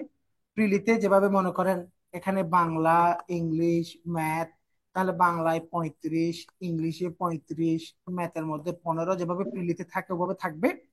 কিন্তু এখানে 35-এর জন্য আপনি কি পড়বেন তার জন্য একটা সিলেবাস থাকবে। সিলেবাস থাকবে 35 জন্য কি পড়বেন তার জন্য একটা সিলেবাস থাকবে। তার মানে হচ্ছে আমরা প্রথমে একবার অ্যাসাইনমেন্টের মাধ্যমে টেক্সট বই দেখে সিলেবাস শেষ করেছি। সাবজেক্টিভ টেস্ট গুলো দিয়ে আরেকবার শেষ করেছি। সাবজেক্ট ফাইনাল দিয়ে আরেকবার রিভাইজ করেছি। এই ধাপে এসে কোনো গ্যাপ থাকলে ছোট ছোট সিলেবাস দিয়ে আরো একবার যেন টোটাল সিলেবাসটা রিভাইজ হয়, এর একটা সিস্টেম রাখা হয়েছে। এরপরে টোটাল মডেল টেস্ট হবে, এখানে 10 থেকে 20টি সময়ের উপর নির্ভর করে, 10টি পরীক্ষা ও কম পরীক্ষা কিন্তু না। আবারও বলছি, এখানে কয়টা ক্লাস, কয়টা পরীক্ষা, কয়টা শিট, এগুলো দিয়ে কিচ্ছু ম্যাটার করে না। ম্যাটার করে জিনিসগুলো আপনি কিভাবে গুছিয়ে দিচ্ছি তার উপর। কোয়ান্টিটি কোনো ম্যাটার করে না, এখানে কোয়ালিটিটাই বিষয়। এভাবে আমরা আমাদের এই কোর্সটাকে শেষ করানোর একটা পরিকল্পনা নিয়েছি। এটা হচ্ছে 48। তাহলে 48-এ আমি একটু তাড়াহুড়ো করে বলেছি যেন আপনার বিরক্তি না আসে। তাহলে আমাদের আমাদের মিশন 48 এর এই কোর্সটাতে আমাদের এই যে প্রিলি প্রিলি কোর্স প্লাস এখানে আমরা যে জিনিসটা রেখেছি ওটা হচ্ছে কি রিটেন। হ্যাঁ, আমি আজকে লাইভে বলছি, আজকে এই যে একটা প্ল্যান পরিকল্পনা দিলাম, বিশ্বাস করেন রেকর্ড থাকবে, লাইভে এটা সেভ করা থাকবে। অনেক কোচিং এটা কপি করে মেরে দিবে সরাসরি। অনলাইনে তো আপনি বুঝতে পারছেন না কে কি দিচ্ছি। একেবারে আজকে দিলাম, মানে 1 বছরের একটা প্ল্যান। আমরা আমাদের প্ল্যানটা এরকম, কালকেই দেখবেন, কালকে আগামী সপ্তাহের মধ্যেই এরকম একটা প্ল্যান আরেকজন কপি করে মেরে দিবে, জাস্ট নামগুলো চেঞ্জ করে দিবে। এরকম ফাউন্ডেশন, বেসিক কোর্স, এগুলো আমি 2019 সালে করে আসছি, অনলাইনে ভিডিও গুলো আছে, আপনারা দেখতে পারবেন। 19 সালে আর কারো বেসিক কোর্সের ভিডিও দেখান, ঠিক আছে? আর এরকম গবেষণা করে রিসার্চ করে আমরা একটা ইয়া করি, আরেকজন কপি করে মেরে দেয়। এখানে স্টুডেন্টরা অনলাইনে যেমন ধরুন প্রাইমারি বা জব কোর্স এই সমস্ত বিষয়গুলোতে, যে নাম যেহেতু প্রাইমারি, সে ভাবছে সেই পড়াইতে পারবে, মানে যে সে শুরু করে দিছে এই সমস্ত সমস্যা অনলাইনে। এই জন্য সব কথা তো আর বলা যায় না লাইভে। তাহলে এই যে 48, এই 48 এর প্রিলি এবং রিটেনের এই যে বিষয়, এখানে একজন প্রার্থী হিসেবে আপনার শুরুতে তাহলে আমার কি কাজটা হলো? কাজটা হচ্ছে আপনার প্রিলি এবং রিটেন উভয় সিলেবাস পাশাপাশি রাখতে হবে প্রিপারেশনটা শুরু করার সময়। প্রিলি এবং, ধরুন মনে করেন আপনি বাংলা পড়া শুরু করছেন রানিং সিলেবাস অনুসারে অনুসারে বাংলা পড়া শুরু করছেন। এখন বাংলা পড়ার সময় ভালোভাবে খেয়াল করবেন এই পয়েন্টটা, কারণ আমি 2-3টা এক্সাম্পল দিব। 3টা এক্সাম্পলেই আপনার পুরো সিলেবাসটাকে আপনি প্রিপারেশন নিজে নিজে কিভাবে পড়বেন তার একটা গাইডলাইন পাবেন। বাংলা পড়ছেন, এখন দেখেন, মনে করেন বাংলার জন্য, বাংলার মধ্যে একটা গুরুত্বপূর্ণ টপিক হচ্ছে বানান, শুদ্ধ বানান, এটা আসে ব্যাকরণে। হম এখন আপনি কি কাজ করেন, আপনি কি করেন, একটা গাইড নেন, একটা গাইড নেন। গাইডটা নিয়ে, গাইড থেকে বিগত বছরের যত বানান আসছে, মনে করেন যে কোনো গাইডের মধ্যে মোটামুটি মানের একটা গাইড যদি হয়, ওখানেও কিন্তু 400 থেকে 500 প্রিভিয়াস কোয়েশ্চেন আছে। এখন আপনি যেটা করেন ওটা হচ্ছে গাইড থেকে বিগত প্রশ্ন মুখস্থ করেন, বিগত প্রশ্ন, এবং এটাকেই আমি আপনার প্রিপারেশনের ওয়ে মনে করি। এই কাজটা না করে যদি আপনি এই কাজটা করতেন, ধরুন বানান বিষয়টা প্রিলি পরীক্ষায় যত ইম্পর্টেন্ট, রিটেন পরীক্ষায়ও যথেষ্ট গুরুত্বপূর্ণ। কোনো একটা রিটেন পরীক্ষাও পাবেন না যেখানে বানান থেকে প্রশ্ন আসেনি। বানানের নিয়ম লিখুন, যেমন তৎসম বানানের 5টি নিয়ম লিখুন, 35 আসছিল, 36 আসছিল অতৎসম বানানের 5টি নিয়ম লিখুন। এভাবে পরবর্তী কিছু শব্দ, কিছু পরীক্ষায় এসেছিল আহ বানান শুদ্ধিকরণ, তাহলে বানান ইম্পর্টেন্ট। এখন দেখেন এই জিনিসটা যদি আপনি শুরুতেই একেবারে at the very early stage of year preparation আপনি একটা কাজ করেন, ধরেন বানান, এই বানানটা প্রিলিতে কিভাবে আসে, গাইডে আছে অনেক প্রশ্ন। এবার আপনি প্রথমে যেটা করবেন এটা হচ্ছে, মনে করুন এখানে লিখিত, লিখিত পরীক্ষার প্রশ্নটা নেন। লিখিত পরীক্ষা কিভাবে আসে? এখন লিখিত পরীক্ষায় আসে কি, বানানের নিয়মগুলো জানা, মুখস্থ লিখা, ওখানে তো আর অপশন নাই, ওখানে তো আর দাগানোর পিছনে লিখতে হবে। তাহলে পরে আপনি বানানের নিয়ম হচ্ছে, ধরুন পুরো একটা বইতে তৎসম বানানের 5টি নিয়ম, 6টি নিয়ম আছে, অতৎসম বানানের আরো কিছু নিয়ম আছে। এই নিয়মটাই যদি আপনি পুরোপুরি ভাবে শিখে ফেলেন, এবং যদি আপনি এই জিনিসটা শিখার পরে মুখস্থ একটা কাগজ কলম নিয়ে নিজে নিজে একবার লিখে ফেলেন, তাহলে পরে প্রতিটা নিয়মের এগেনস্টে আপনি কিছু শব্দ উদাহরণ হিসাবে লিখতে চেষ্টা করেন, তাহলে পরে এখানে যে বিগত বছরের প্রশ্ন 500টি শব্দ আপনি অনুশীলন করার সময় ওয়েস্ট করছেন, এরকম 500 না, 5000 শব্দ দিলেও আপনি শুদ্ধ বানান পারবেন। কারণ আপনি শুদ্ধ বানানের সব নিয়ম এখন পারেন, মুখস্থ লিখতেই পারেন। ধরুন আমি আরেকটা বাংলা দিয়ে আরো একটা উদাহরণ দিই। ধরুন বাংলার মধ্যে আপনি পড়ছেন কিছু এমসিকিউ, বিগত বছরের প্রশ্নগুলো পড়ছেন, মনে করেন একেবারে একেবারে সবচেয়ে পরিচিত, একেবারে সহজ একটা আহ, বই দিয়ে উদাহরণ দিই, মনে করেন লাইলি মজনু। এখন লাইলি মজনুর লেখককে প্রশ্ন আসলো, ইউসুফ জুলেখার লেখককে, তাহলে এই সমস্ত মুখস্থ বিষয় পরীক্ষায় আসে কেন, এরকম অনেকে বলবে যে তারা আসলে তেমন কিছু দুনিয়াদারি সম্পর্কে খবর রাখে না, যৌক্তিক কথা বলে না। বাংলা আমার মায়ের ভাষা, নিজের ভাষায় আমরা কথা বলি। আমার ভাষা, আমার সাহিত্য, আমার সংস্কৃতি, এসব বিষয়ের বেসিক জ্ঞানগুলো না থাকলে এই মানুষটা একটা দেশের কর্মকর্তা হয়ে কি করবে? কথা বলছেন? তাহলে এই যে ইতিহাসের, ভাষার ইতিহাসগুলো যদি না জানেন, বা শিক্ষিত মানুষ হিসেবে এই বেসিক ধারণাগুলো যদি না থাকে, তাহলে আপনি জানেনটা কি? আপনি ইঞ্জিনিয়ার হয়ে মেকানিক্যাল, তাহলে আপনি ফ্যান বানাবেন, ফ্যান বানানোটাই কি মানব মানব জাতির জন্য সবকিছুর ঊর্ধ্বে উঠে গেল? ব্যাপারটা এরকম না, সবকিছু জানতে হবে। তাহলে কথা হচ্ছে, এখন লাইলি মজনুর লেখককে আপনি মুখস্থ করছেন, মুখস্থ না করে আপনি এই জায়গাটা থেকে, মধ্যযুগের এই জায়গাটা থেকে রিটেনে কি কি প্রশ্ন আসছে, রিটেনে কি কি প্রশ্ন আসছে, যেমন দেখেন এ রিটেনে মনে করেন, আমি একটা উদাহরণ দিচ্ছি। ধরুন প্রশ্ন আসছিল, রোমান্টিক প্রণয়োপাখ্যান রচনাকারী, রোমান্টিক প্রণয়োপাখ্যান রচনাকারী 3 জনের নাম ও তাদের রচনাগুলো লিখুন। এটা একটা রিটেন পরীক্ষার প্রশ্ন সরাসরি। তাহলে এখন যদি এই প্রশ্নটার উত্তরটাই আপনি শিখে ফেলেন, তাহলে রোমান্টিক প্রণয়োপাখ্যান রচনাকারী এখানে লাইলি মজনু কে লিখেছেন, ইউসুফ জুলেখা কে লিখেছেন, পদ্মাবতী কে লিখেছেন, 3টার জিনিস হয়তো একসাথে একটা প্রশ্নের উত্তরের মধ্যে চলে আসবে। তাহলে প্রিলিতে আপনার কখনো কনফিউশন হবে না, কারণ আপনি মুখস্থ লিখতে পারেন। আর লিখিত প্রশ্নটার উত্তর শিখার কারণে লিখিততে আসলেও আপনি আনসার করতে পারবেন। এটা হচ্ছে সিস্টেম, এভাবে পড়তে হয়। এই জন্য প্রথম কাজ হচ্ছে প্রিলি এবং রিটেন দুটি সিলেবাসের মধ্যে একটা কম্বিনেশন প্রথম থেকে। উদাহরণ হচ্ছে ধরুন এই বাংলা, বাংলা এভাবে পড়লেন, হ্যাঁ। এখন কথা হচ্ছে মনে করেন পরীক্ষায় প্রিলিতে আসলো বিজ্ঞানের একটা প্রশ্ন আসলো কি, মনে করেন জন্ডিস। এখন জন্ডিস কি বাহিত রোগ। এখন পরীক্ষায় এই প্রশ্নটা আসার কারণে আপনি মুখস্থ করছেন জন্ডিস পানিবাহিত রোগ, জন্ডিস পানিবাহিত রোগ, জন্ডিস পানিবাহিত রোগ, মুখস্থ করছেন। এখন এই কাজটা যদি এভাবে না করে, আপনি যদি আগে থেকে রিটেনে এই জায়গাটা থেকে এটা কি রিটেন সিলেবাস আছে, থাকলে এখান থেকে রিটেনের প্রশ্নটা কিভাবে আসে, রিটেনের প্রশ্ন কিভাবে আসে, পানিবাহিত রোগগুলো এই, ভাইরাস জনিত রোগগুলো এই, ব্যাকটেরিয়া জনিত রোগগুলো এই, মুখস্থ আপনি লিখতে পারেন। তাহলে আপনার রিটেনের পড়াটা হয়ে গেল, আবার প্রিলির পড়াটা ক্লিয়ার হয়ে গেল। তাহলে পরে শুরুতেই আপনার রিটেন গুলোর, এই জন্যই আমাদের কোর্সটাকে আমরা এমন ভাবে ডিজাইন করেছি, প্রথমে introduction to syllabus and previous questions, আগে রিটেন, এরপর আপনার কাছে খেলা শেষ। আমি বুঝতে পারছি। তাহলে একটা উদাহরণ দিলাম 48 এর বিষয়টা কিভাবে আগাবে, এবং আমাদের কোর্সটা আমরা কিভাবে ডিজাইন করেছি, এবং এভাবে ডিজাইন করার পেছনে উদ্দেশ্যটা কি ছিল। আশা করি 48 এর বিষয়ে আপনারা জানলেন। এখন আমি বেসিক কোর্সের কথায় যাব। কারো কোনো কোয়েশ্চেন আছে? স্যার, ফাউন্ডেশন ব্যাচের কোর্স ফিটা কত হবে? ফাউন্ডেশন, ফাউন্ডেশন নিয়ে আমি শুরু করবো এখন কথা। ফাউন্ডেশনের ক্ষেত্রে কোর্স ফি হচ্ছে দুইটা ব্যাচেরই কোর্স ফি একটু জানিয়ে দেওয়া দরকার। এখানে আমাদের যারা 48 আর আর যারা ফাউন্ডেশন, বা এটাকে আমরা আমরা নাম দিয়েছি বেসিক, হ্যাঁ, এটা হচ্ছে অনলাইনে 6,000। এটা হচ্ছে কম আমরা কখনোই রাখি নাই, কারণ এখানে অনেক বেশি সময় এবং অনেক বেশি এফোর্ট আছে। হ্যাঁ, এখানে অনেক কিছু জিনিসও দেওয়ার আছে। আর 48-এ এখন মাত্র 4,000 টাকায়। 48 এই কোর্সের সাথে এই 4,000-এর মধ্যে একটা ডাইজেস্ট বই দিব আমরা, ডাইজেস্ট। এবং এখানে আপনারা শীট গুলো পাবেন। শীটের ক্ষেত্রে দুইটা বিষয়, একটা বিষয় হচ্ছে যেগুলো রিটেন শীট, রিটেনের জন্য অনেকগুলো শীট দিব, রিটেন শীট গুলো আমরা পিডিএফ দিব কারণ এগুলো অনেক বড় শীট। আর যেগুলো প্রিলি শীট, হ্যাঁ, প্রিলি শীট গুলো আমরা প্রিন্টেড কুরিয়ারে পাঠিয়ে দিব, প্রিন্টেড। আর বেসিকের ক্ষেত্রে সবকিছুই প্রিন্টেড দেওয়া হবে,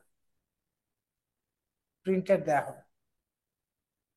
আর বেসিক কোর্স এখানে 48-এ আপনারা জয়েন করেন। বিশেষ করে আবারও বলছি, যেহেতু সময়টা এখন থেকে একেবারে স্পেসিফিক, যদি একেবারে আমার এই ভিডিওটা আজকে, কালকে, পরে, আরো এক সপ্তাহ পরে যখন যে দেখছেন, আপনাকে বলছি টাইম ওয়েস্ট করেন না। যদি টাইমটা আপনি নষ্ট করে ফেলেন, আপনি কোনো একটা কোর্সে, আমার কোর্সে জয়েন করার পরে মনে করেন আপনি আজকে থেকে 2 মাস পরে জয়েন করেছেন, 2 মাস, আজকে থেকে 2 মাস পর্যন্ত যা দেয়ার আমরা হয়তো, যা দেয়ার তা আমরা আপনাকে দিব। ক্লাস, মনে করেন যারা এখন থেকে ভর্তি হবে তারা সপ্তাহে 3টা পাইলে আপনি তখন সপ্তাহে সপ্তাহে 5টা পাবেন। কিন্তু আপনি কি হজম করতে পারবেন?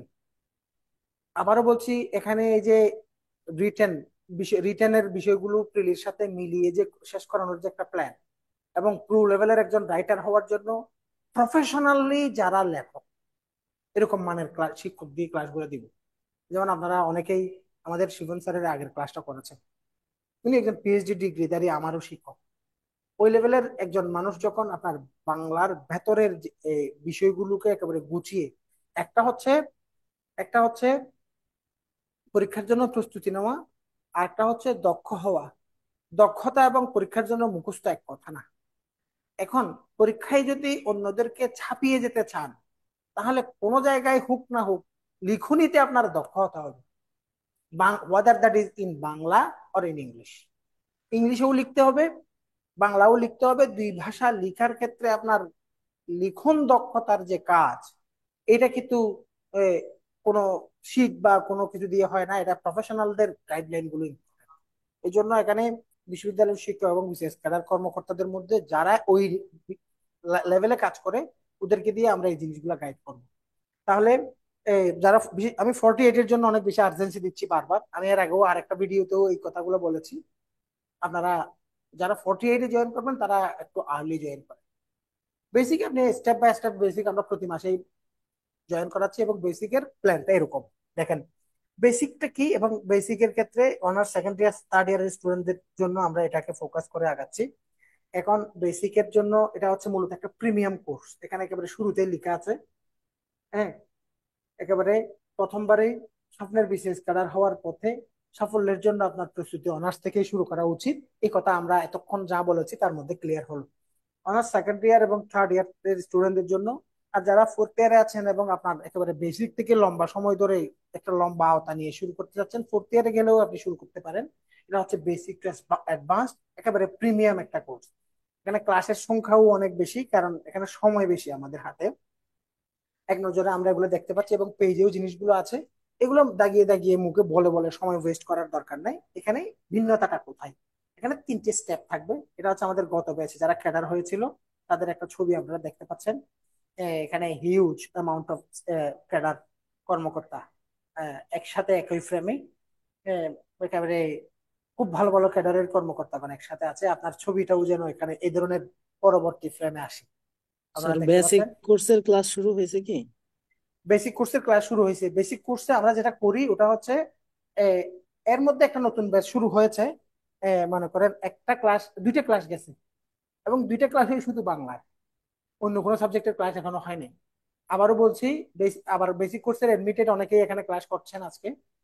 যারা নতুন জয়েন করেছেন তারা আমাকে যদি প্রশ্ন করেন, স্যার একটু গ্যাপ দিচ্ছেন কেন, আপনি এগুলো নিয়ে টেনশন করেন না।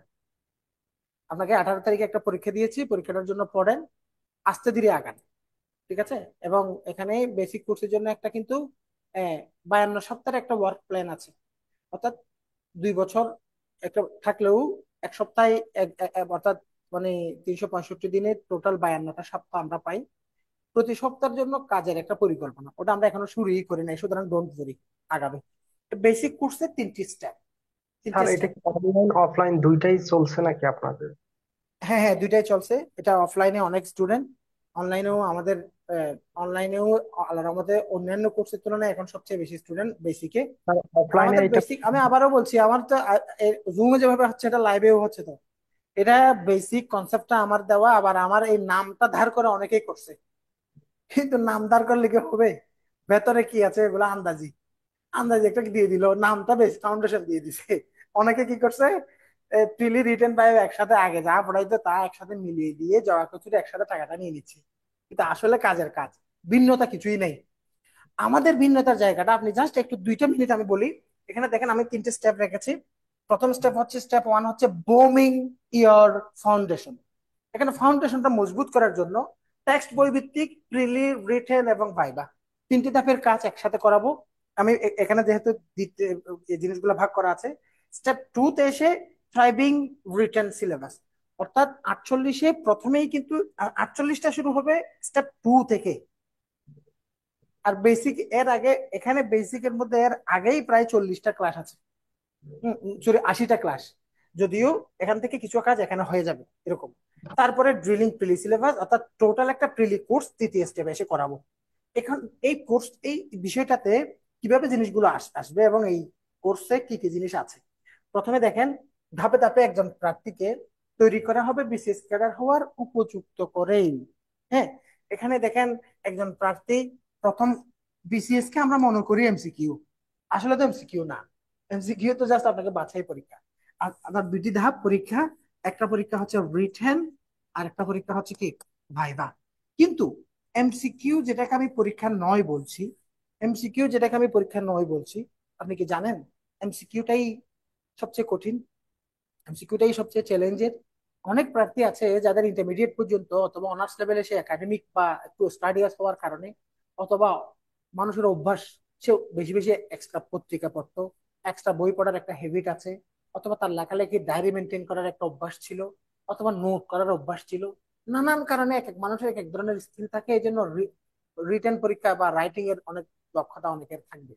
কিন্তু এমসিকিউতে কোনো বাহাদুরি নেই, এমসিকিউর জন্য একটা টাইট প্রিপারেশন লাগে। প্রিলি মিস না যাওয়ার জন্য এই বিষয়গুলো খেয়াল রাখতে হবে। দেখুন একজন মানুষ রিটেনের জন্য, এই জন্য এখানে টোটাল কোর্সে প্রায় 210টি ক্লাস, অনেক ক্লাস। দেখেন এক বছরে 365 দিন, প্রতিদিন ক্লাস করলে কতদিন লাগে? তার মানে এখানে লম্বা একটা প্ল্যান এবং 310 সেট পরীক্ষার একটা প্ল্যান আছে। এখানে খেয়াল করবেন, 310 সেট পরীক্ষার মধ্যে অলমোস্ট অলমোস্ট 100+ পরীক্ষা হবে লিখিত, লিখিত পরীক্ষা। তাহলে পরে এই লিখিত পরীক্ষাগুলোর খাতা মূল্যায়ন একেবারে অনলাইনে যারা পরীক্ষা দেয় খাতাটা ছবি তুলে দিয়ে ইনস্ট্যান্ট দিয়ে দিবে, এখানে এডমিটেড কেউ থাকলে ওরা জানে, একেবারে তাৎক্ষণিক ভাবে মূল্যায়ন করে দিনে দিনে এই জিনিসগুলো দেওয়া হয়, এগুলোর জন্য আলাদা টিম আছে আমাদের। হ্যাঁ, তারপরে হচ্ছে এখানে টোটাল শীট, এটা হচ্ছে একটা প্রিলি কোর্সে যে শীট, এই শীট গুলো দেওয়া হবে দ্বিতীয় বছরে গিয়ে এদেরকে, কিন্তু আমরা এবারে এখন থেকে শুরু থেকে দিয়ে দিচ্ছি। তারপরে কোর্সের মেয়াদ 2 বছর এভাবে মেনশন করা হয়েছে। এবং এখানে বেসিক কোর্সের স্টুডেন্টের জন্য একটা কোশ্চেন ব্যাংক বিসিএস এর প্রিলি এবং রিটেন, প্রিলি এবং রিটেনের কম্বাইন্ড একটা কোশ্চেন ব্যাংক কিন্তু ফ্রিতে দেওয়া হচ্ছে এখন যারা এডমিশন নেবে। এখন একটা স্টুডেন্টকে এই 3 ধাপে কিভাবে কিভাবে তাকে রেডি করা হচ্ছে, বুম ইন ইউর ফাউন্ডেশন বলতে আমরা কি বোঝাচ্ছি দেখেন। প্রথম আর একটা ধাপের প্রশ্ন, ক্লাসগুলো, বলেন, প্রশ্ন বলেন। স্যার এটা কি অনলাইন ফি আর অফলাইন ফি একই? না, অফলাইন অনেক বেশি ফি। অফলাইনে হচ্ছে এখন আহ, যারা ডিসকাউন্ট পাচ্ছে তারা হচ্ছে 16,500 টাকা, আর অনলাইনে হচ্ছে 6,000 টাকা। স্যার এখানে যেহেতু এটা, আমাদের অনেক স্টুডেন্ট, অনেকবার অনেক রকম এবং প্রচুর মেসেজ, আপনি আমাদের ইউটিউব চ্যানেলে গিয়ে এই রিলেটেড ভিডিওগুলোর কমেন্টে দেখিয়েন কত কমেন্ট আছে কোর্স ফি কমানোর জন্য। আমরা কমাই না কারণ এটা আসলে লম্বা একটা সময়, 2 বছর বললেও এটা আসলে মানে 2.5 বছর, অনেক ক্ষেত্রে 3 বছর পর্যন্ত সার্ভিস দিতে হবে এখানে যে। আর আরেকটা কথা হচ্ছে ওই যে বিশেষ করে রাইটিং এর যে সমস্ত বিষয় এই ক্লাসগুলো নিয়ে, এগুলো অনেক এক্সপেন্সিভ টিচার, এদের পেমেন্ট বেশি, পোষাবে না। স্যার ফার্ম গেটটা কোন জায়গায় স্যার আপনাদের ইয়া? আমাদের ফার্ম গেটে শাখা নেই। আমাদের আমাদের এখানে আমরা এখানে অনলাইন অফলাইনের এই কোর্স এটা দিলাম। এখানে এই প্রথম স্টেপটা একটু দেখেন। তাহলে প্রথম ধাপের ক্লাসগুলো টেক্সট বই ভিত্তিক হবে, প্রিলিউ লিখিত উভয় সিলেবাসের আলোকে শিক্ষার্থীদের কি কি জিনিস প্রথম ধাপে আছে দেখেন। এখানে দেখেন বেসিক, এখানে দেখেন বিসিএস ভাইভা, পরীক্ষার আগে থেকে দক্ষ করে তোলার জন্য নিয়মিত কিছু ডিবেট থাকে। অর্থাৎ ধরুন আমি আপনাদেরকে সংবিধানটা পড়ালাম, অথবা বাংলাদেশের সরকার ব্যবস্থা নিয়ে পড়ালাম, অথবা বাংলাদেশের এই স্থানীয় সরকার নিয়ে একটা তথ্য চ্যাপ্টার আসলো, এবং এটা নিয়ে ক্লাসটা হয়ে যাওয়ার পরে বললাম এটার উপরে ডিবেট হবে। তো ডিবেটটা কি কি ডিবেট কি শুধুমাত্র ভাইবার জন্য লাগে না, এই ডিবেটটা স্টুডেন্টদের অনেক মানে একাডেমিক বা ইউনিভার্সিটির ডিবেট গুলো তো আসলে আমরা কোনো টার্গেট করে করি না, জাস্ট ডিবেট করতে হচ্ছে করি। এখানে হচ্ছে অবশ্যই ভাইভাতে লজিক্যালি কথা বলার দক্ষতা যেমন আসবে, পাশাপাশি যে বিষয়গুলো নিয়ে আমরা ডিবেটের জন্য বিষয় হিসেবে দিব ওই বিষয়টা যেহেতু আপনার বিপক্ষ দলকে খণ্ডন করার জন্য শিখবেন, তাহলে এই বিষয়ের পক্ষে বিপক্ষে যুক্তি এবং রিসোর্স গুলো আপনি গবেষণা করে বা অন্তত 2-3 ঘন্টা হলেও পড়ে আসবেন। তাতে করে আপনার মধ্যে ওই বিষয়ে কখনো আর না ভুলা, যুক্তি দিয়ে লেখাগুলো লিখা। বাংলাদেশ বিষয়গুলিতে মনে করেন 200 নম্বরের জন্য গতবারের প্রশ্ন আসছে 20টা, তাহলে 20টা প্রশ্ন 200 নম্বর। হ্যাঁ, 10টা প্রশ্ন 200 নম্বর, একটা 20 নম্বর করে। তাহলে এখানে 10টা রচনা আপনাকে লিখতে হচ্ছে, 10টা বড় প্রশ্নের উত্তর দিতে হচ্ছে। দেখা যাচ্ছে সবাই 10,000 প্রার্থী সবাই কিন্তু উত্তরগুলো ফুল অ্যান্সার করেছে। তাহলে এই যে দুইজনের লেখার মধ্যে পার্থক্য হবে লেখাগুলোর মধ্যে যুক্তি উপস্থাপন। এই জন্য ডিবেটটাকে সিম্পলি মনে হলেও খুব গতানুগতিক সো কল্ড কোনো একটা কাজ, কিন্তু একটা ডিবেট একটা মানুষের মধ্যে লজিক্যালি কোনো কিছু লেখা এবং বলার দক্ষতা ডেভেলপ করে। এই জন্য আমরা কিছু ডিবেট রেখেছি সিস্টেমেটিক্যালি। প্রেজেন্টেশনটাও ডিবেটের পার্ট। মূলত প্রেজেন্টেশন বলতে দুই এটা একটা কি বিষয় বেসিক আছে। কোর্স? হ্যাঁ, বেসিক কোর্সে। তারপর এখানে কিছু ওয়ার্কশপ আছে, এগুলো হচ্ছে রাইটিং এর উপর। কিন্তু এখানে এই যে স্পোকেনের জন্য পার্টিকুলার ক্লাস থাকবে। আমি আমি আমি যেহেতু একটু আগে আমরা আপনাদেরকে ছবি দেখিয়েছি, আমার যে যে কয়েক বছর আমি ক্যাডার নিয়ে এই প্রতিষ্ঠানে কাজ করেছি, আমার অন্যদের সাথে আমার এই এক জায়গায় পার্থক্যটা হচ্ছে আমি যেবারে প্রথমবারে কাজ শুরু করেছি সেবারেই আমার 100+ ক্যাডার বের করেছি।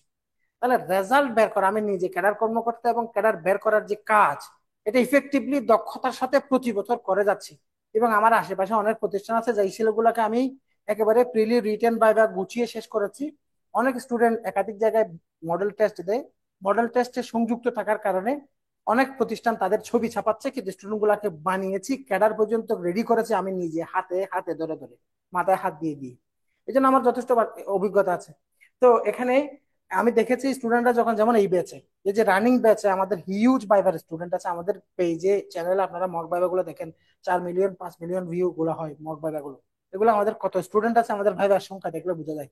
এবং ওখানে সব ভাইবা তো আমরা দিই না, স্টুডেন্টরা অনেকে মেয়েরা পছন্দ করে না ও আমার ভাইবাটা স্যার অনলাইনে দিয়েন না।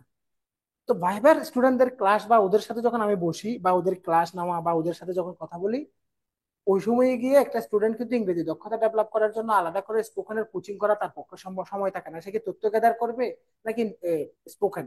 তো সুর আর স্পোকেন বা স্পিকিং এই স্কিল গুলো ডেভেলপ করার জন্য কিন্তু একটা লং টার্ম প্র্যাকটিসের দরকার আছে। এই জন্য প্রফেশনাল শিক্ষক দিয়ে কিছু স্পোকেনের ক্লাস এখানে থাকবে। এখানে এটা ইংলিশ শব্দ হবে। এবং রিডিং, রিডিং দেখেন এখন বর্তমানে যে ইংলিশ সিলেবাসটা আছে, বর্তমানের ইংলিশ সিলেবাসটাতে এখানে 200 নাম্বার যে আছে, এবং প্রথম 100 নাম্বার কিন্তু কম্প্রিহেনশন বেসড কোশ্চেন হয়। অর্থাৎ একটা প্যাসেজ আসবে, প্যাসেজ থেকে thematic 30 number, grammar based 30 number, এবং 20 নাম্বারের একটা সামারি লিখতে হয়, 20 নাম্বারের একটা লেটার লিখতে হয়, টোটালটা based on that particular passage. তাহলে একটা 3000 2500 শব্দের প্যাসেজ পড়ে ইনস্ট্যান্ট ওখান থেকে এত ধরনের ভ্যারাইটি টাইপের অ্যান্সার করার জন্য কিন্তু রিডিং স্কিলটা ডেভেলপ করা দরকার। যখন আমরা আইএলটিএস করি, আইএলটিএস এর মধ্যে 4টা মডিউলের মধ্যে সবচেয়ে টাফেস্ট মডিউল হচ্ছে রিডিং। এই জন্য রিডিং নিয়ে এখানে কাজ করানো হয়। এবং এখানে বেসিক কোর্সের স্টুডেন্টদের জন্য আমরা একটা কাজও করি, এর মধ্যে দিয়ে দিব এটা। ওটা হচ্ছে, মনে করেন বাংলাদেশ বিষয়াবলিতে, আন্তর্জাতিক বিষয়াবলিতে এবং রচনার ক্ষেত্রে যে সমস্ত আর্টিকেল গুলো ইম্পর্টেন্ট, এর জন্য সিলেক্টেড সিলেক্টেড 40 থেকে 50টা আর্টিকেল স্টুডেন্টদেরকে দিয়ে দিব। এই আর্টিকেল গুলো স্টুডেন্টদেরকে ক্লাসে কাজ করাচ্ছি। এগুলো দিয়ে আমরা কি করাবো, এগুলো দিয়ে আমরা 3টি ধাপে কাজ করবো। একটা হচ্ছে 100 নাম্বারের রচনা যদি আসে, স্টুডেন্টরা যেন দক্ষতার সাথে ইংরেজি গুলো লিখতে পারে, তার রিডিং স্কিল যেন ডেভেলপ হয়, যেমন এই আর্টিকেল গুলো পড়ে পড়ে তার ভোকাবুলারি ওখান থেকেই ভোকাবুলারি হয়ে যাবে। এবং এগুলো কিন্তু মডারেটেড এডিটেড এই আর্টিকেল গুলো।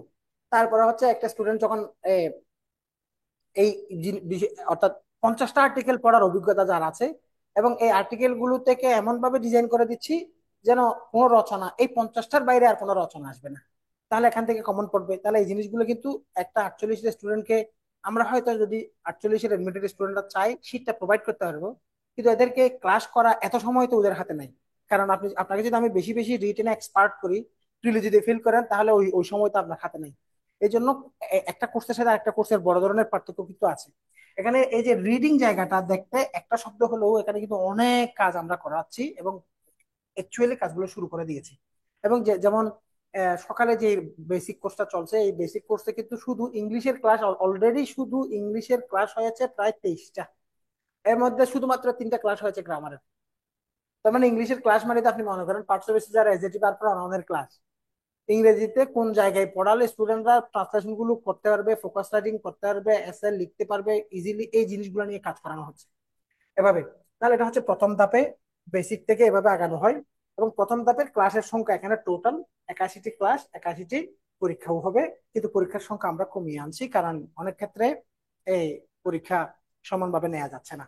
এখন আবার শুরু করেছি, অর্থাৎ 2টি পরীক্ষার সিলেবাসকে এক জায়গায় নিয়ে আসি, যেহেতু এগুলো লিখিত পরীক্ষা, এগুলো কোনো ম্যাটার করে না। এরপরে দ্বিতীয় নাম্বার হচ্ছে রিটেন। এখানে বেসিক কোর্সের যে রিটেন সিলেবাস পড়ানো, এখানে হয়তো আমরা চেঞ্জ আনবো, কারণ আমাদের যে কয়েকটা ব্যাচ চলছে, কোনো ব্যাচে আমরা কিন্তু এখনো স্টেপ 2-তে আসিনি। স্টেপ 2-তে এসে আমরা হয়তো বেসিক কোর্সে যেভাবে করাচ্ছি, 48 কোর্সকে রিটেনের যে স্টার্টিংটা দিচ্ছি, ওই টাইপের করে দেওয়ার একটা প্ল্যান ছিল। কিন্তু এখানে হয়তো আরো একটু ইলেবোরেট করা লাগবে, কারণ স্টুডেন্টরা যেন রিটেন সিলেবাসটা শুধু শেষ মানে শুধু প্রশ্নগুলো দেখা নয়, এই রিটেন সিলেবাস গুলো নিয়ে যেন কিছু কাজ করি, ওগুলোর উপর পরীক্ষাও ধাপে ধাপে নেওয়া যায়। তাহলে এটা হচ্ছে মূলত রিটেনের সিলেবাস এবং বিগত বছরের প্রশ্নের সলিউশন। তারপরে তৃতীয় ধাপে এসে যে বিষয়টা আসবে, ওটা হচ্ছে টোটাল 48তম প্রিলি কোর্স যেভাবে দেখেছেন, ওই কোর্সের বিষয়গুলো এখানে টোটালি থাকবে। যেমন এক নজর আপনারা দেখতে পাচ্ছেন এখানে বাংলার জন্য এখানে টোটাল ক্লাস এভাবে, এখানে টোটাল 125টি ক্লাস থাকবে।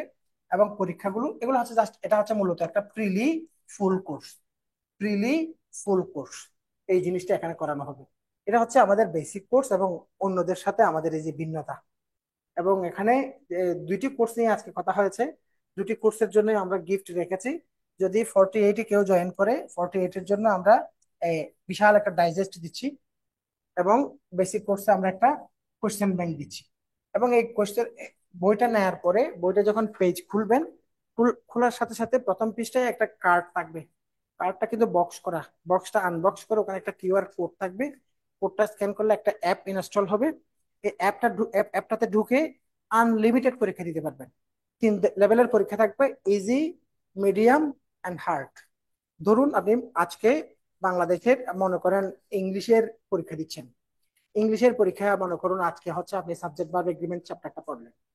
সাবজেক্ট ভার্ব এগ্রিমেন্ট চ্যাপ্টারটা প্রথমে পড়ার পরে ইজি লেভেলের পরীক্ষা দিলেন, পারেন, মিডিয়াম দেখেন, এরপরে টাফ বা হার্ড লেভেল দেখেন। আবার আপনি চাচ্ছেন শুধু সাবজেক্ট ভার্ব এগ্রিমেন্টের উপরে আপনি 100 নম্বরের পরীক্ষা দিবেন, অথবা চাচ্ছেন গত এক সপ্তাহে আপনি 4টা চ্যাপ্টার পড়েছেন, 4টা চ্যাপ্টার মিলে একটা পরীক্ষা দিবেন, 100 নম্বরের পরীক্ষা দিবেন, 10 নম্বরের পরীক্ষা দিবেন, 20 নম্বরের পরীক্ষা দিবেন, আপনি নিজেই সিলেক্ট করতে পারবেন, আপনি পরীক্ষা দিতে পারবেন। দুইটি বইয়ের সাথে এরকম অ্যাপের অ্যাক্সেসটা আনলিমিটেড থাকবে। এই কোডটা যদি আপনি একবারে স্ক্যান করে ফেলেন, আরেকজন স্ক্যান করলে কিন্তু আর ইনস্টল হবে না, অ্যাক্সেস পাবে না। এই জিনিসটা, এইটা একটা চমৎকার গিফট কিন্তু দুটি কোর্সের সাথেই আছে। তো আজকে অনেক কথা হলো এখানে। আমাদের এই যে প্রতিষ্ঠান, এই প্রতিষ্ঠানের, হ্যাঁ, দেখেন আমরা প্রথমেই বলছি, আমরা এখানে যারা পড়াই একেবারে বিশ্ববিদ্যালয়ের শিক্ষক এবং বিসিএস ক্যাডাররা পড়াই। আমি এই পরীক্ষাটা প্রিলি রিটেন ভাইভা দিয়েছি। এই পরীক্ষায় কোন স্তরে কি অবস্থা ছিল এটা অভিজ্ঞতা আছে, এবং কোনো না কোনো ভাবে কোনো একটা সাকসেসের স্টোরি আমার আছে। এই টাইপের মানুষগুলাই এখানে আপনাকে মোটিভেট করবে। এখানে গাইড দেওয়াটাই বেশি ইম্পর্টেন্ট, আপনাকে আসলে পড়া খাইয়ে দেওয়ার কিছু নেই। তারপরে এখানে প্রতিটা স্তরে যারা অফলাইনে করে, অফলাইনের জন্য কিন্তু এখানে আরো একটা চমৎকার বিষয় আছে। প্রতি ব্যাচের স্টুডেন্টদেরকে আমরা কিন্তু এখন অনলাইনেও কাজটা শুরু করে দিয়েছি। এ, অর্থাৎ 15 জন 20 জন করে একটা একটা গ্রুপ করে দিই, bullet group, fighter group, Byron group, Nazrul group, Rabindranath group. এরকম আমাদের আল্লাহ রহমতে এমন গ্রুপও আছে, এক গ্রুপে 20 জন, এবং সবাই ক্যাডার হয়েছে। দেখি আরেকজনকে এরকম রেফারেন্স দিতে বলেন। এবং ওই গ্রুপে আমি পড়াচ্ছি এই 40তম ব্যাচের সময়ে। গ্রুপে ওদেরকে আমি গ্রুপে নিয়ে বসছি, তাদের ছবি এবং ওই প্রিলিতে থাকতে তাদের ছবি এবং ক্যাডার হওয়ার পরে তাদের ছবি, এগুলোও পেজে আছে। তাতে গ্রুপের এত ইম্প্যাক্ট আছে কিন্তু। আর গ্রুপ হলে স্টুডেন্টদের যেটা সমস্যা হয় না, ওটা হচ্ছে ঝরে পড়ে না। স্টুডেন্টরা ঝরে পড়ে না, একজনের সাথে একজনের একটা কানেক্টিভিটি হয়, বন্ধু বন্ধুকে ডেকে নিয়ে আসে, এই যে বিষয়। আর ওই গ্রুপটাকে মেনটেন করার জন্য আমরা একটা বিষয় নিয়ে এসেছি। ওটা হচ্ছে কি জানেন? ওটা হচ্ছে এই, এটা হচ্ছে বেসিক এবং 48 দুইটার জন্যই। এটা হচ্ছে আমাদের 52 উইকস ওয়ার্ক প্ল্যান। এরকম একটা প্ল্যান, মনে করেন প্রথম সপ্তাহ, মনে করেন দ্বিতীয় সপ্তাহ, তৃতীয় সপ্তাহ, চতুর্থ সপ্তাহ, এভাবে থাকবে। এখানে এই জিনিসগুলো করানো হবে কিভাবে? এই ওয়ার্ক প্ল্যানটা আমার হাতে এখানে নিশ্চিতভাবে আছে। আমি আপনাকে দেখাই, তারপর আপনি বুঝতে পারবেন ওয়ার্ক প্ল্যানটা কি।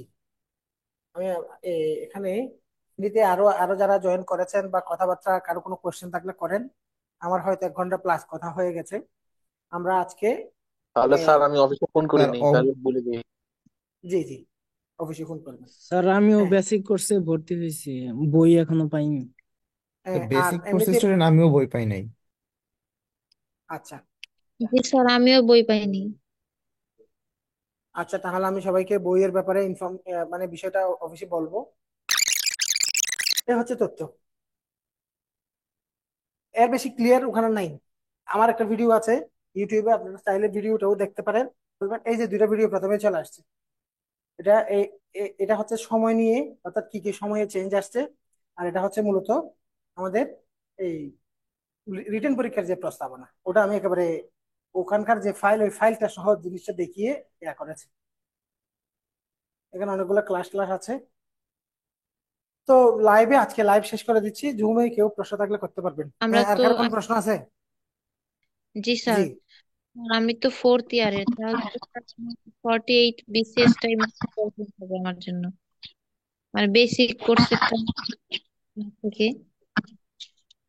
বেসিক কোর্সে না 48 করেন, সমস্যা নাই। আর যদি বেসিকে আসতে চান তাহলে বেসিকে তো একটু কোর্স ফি বেশি, বেসিকেও আসতে পারেন। ওরা 48 পাবে। এদের জন্য আলাদা একটা গ্রুপ করে আমরা শেষ করে দিব। তো এই জন্য চাইলে কেউ 48 থেকে যদি বেসিকে চলে আসতে চান, আপনি পারবেন।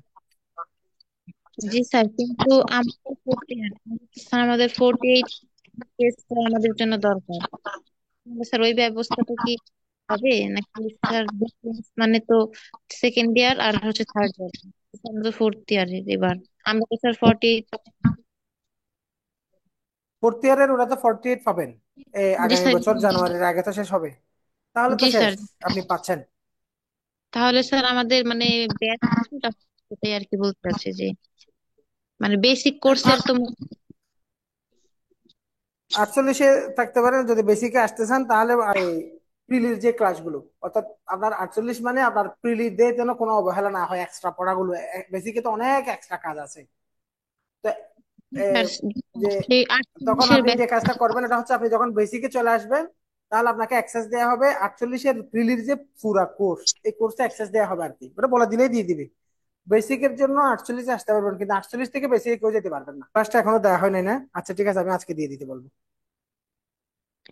স্যার একটা কথা। জি।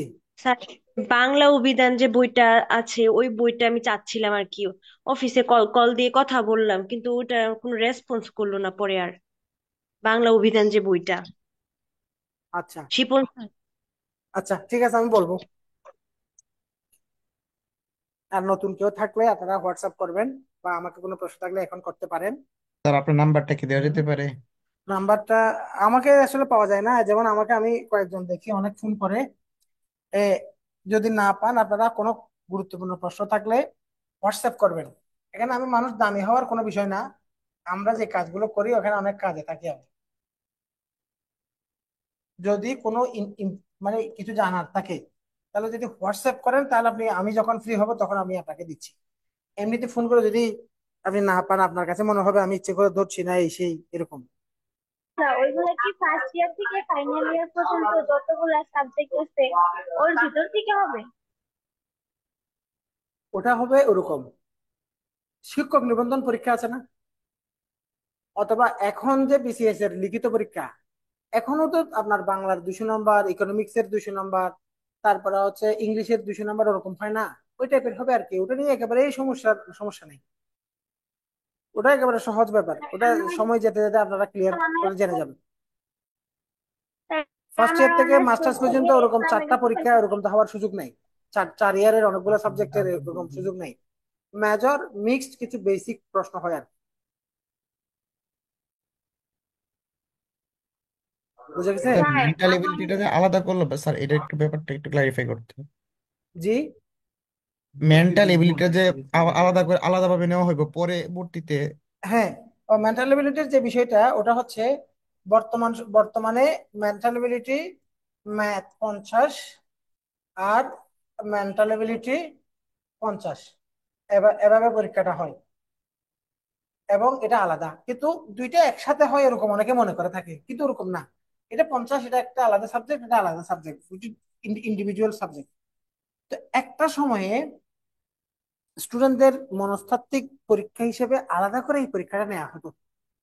এটা হচ্ছে বিসিএস ভাইভা পরীক্ষার পরে। ভাইভা ভাইভাকে আমি এক্সাম হিসেবে বললাম, যদিও ভাইভা আসলে এক্সামের পর্যায়ে পড়ে না। ভাইভার পরে এসে মেন্টাল এবিলিটি হবে, এবং এটা এখনো আবারও 50 নম্বরের, এরকম করে একটা কথা বলা হচ্ছে। কিন্তু আশা করি এটা ওভাবে হবে না, এটা আগে নিয়ে নিবে। ওটা হচ্ছে জাস্ট পরামর্শ দিয়েছে, আগের পরামর্শ আর কি। এগুলো নিয়ে টেনশন করার দরকার নাই। আর যখন পিএসসি থেকে স্পেসিফিক পরিবর্তন আসবে তখন একেবারে দিনের আলোর মতো স্পষ্ট হয়ে যাবে। আর যেহেতু এটা এখনো প্রস্তাব না, বাস্তবায়ন হয়ে যাওয়া কোনো সিদ্ধান্ত নেই, এই জন্য দেখবেন এটা নিয়ে অনেকেই কথা বলছে, অনেকে কথা বলছে না, জাস্ট কিন্তু পেপারে পত্রিকায় অনেক লেখালেখি হচ্ছে। তো স্টুডেন্টদের কনফিউশন দূর করার জন্য আমি কি করলাম, আমি ভিডিও তৈরি করে দিছি। মানে অনেকটা অনেকটা কনফিউশন থেকে নিজেকে বাঁচাতে পারলো এটা আর কি। আর নতুন যারা আসছেন আপনাদের জন্য তো এই ডিসকাউন্ট অফার এই সেই বিষয়গুলো আছে। হোয়াটসঅ্যাপে যোগাযোগ করে আপনারা এর মধ্যে ভর্তি হন। আমি আবারও বলছি, যারা 48-এর আছেন, বেসিকে টাকাটা কম হবে না।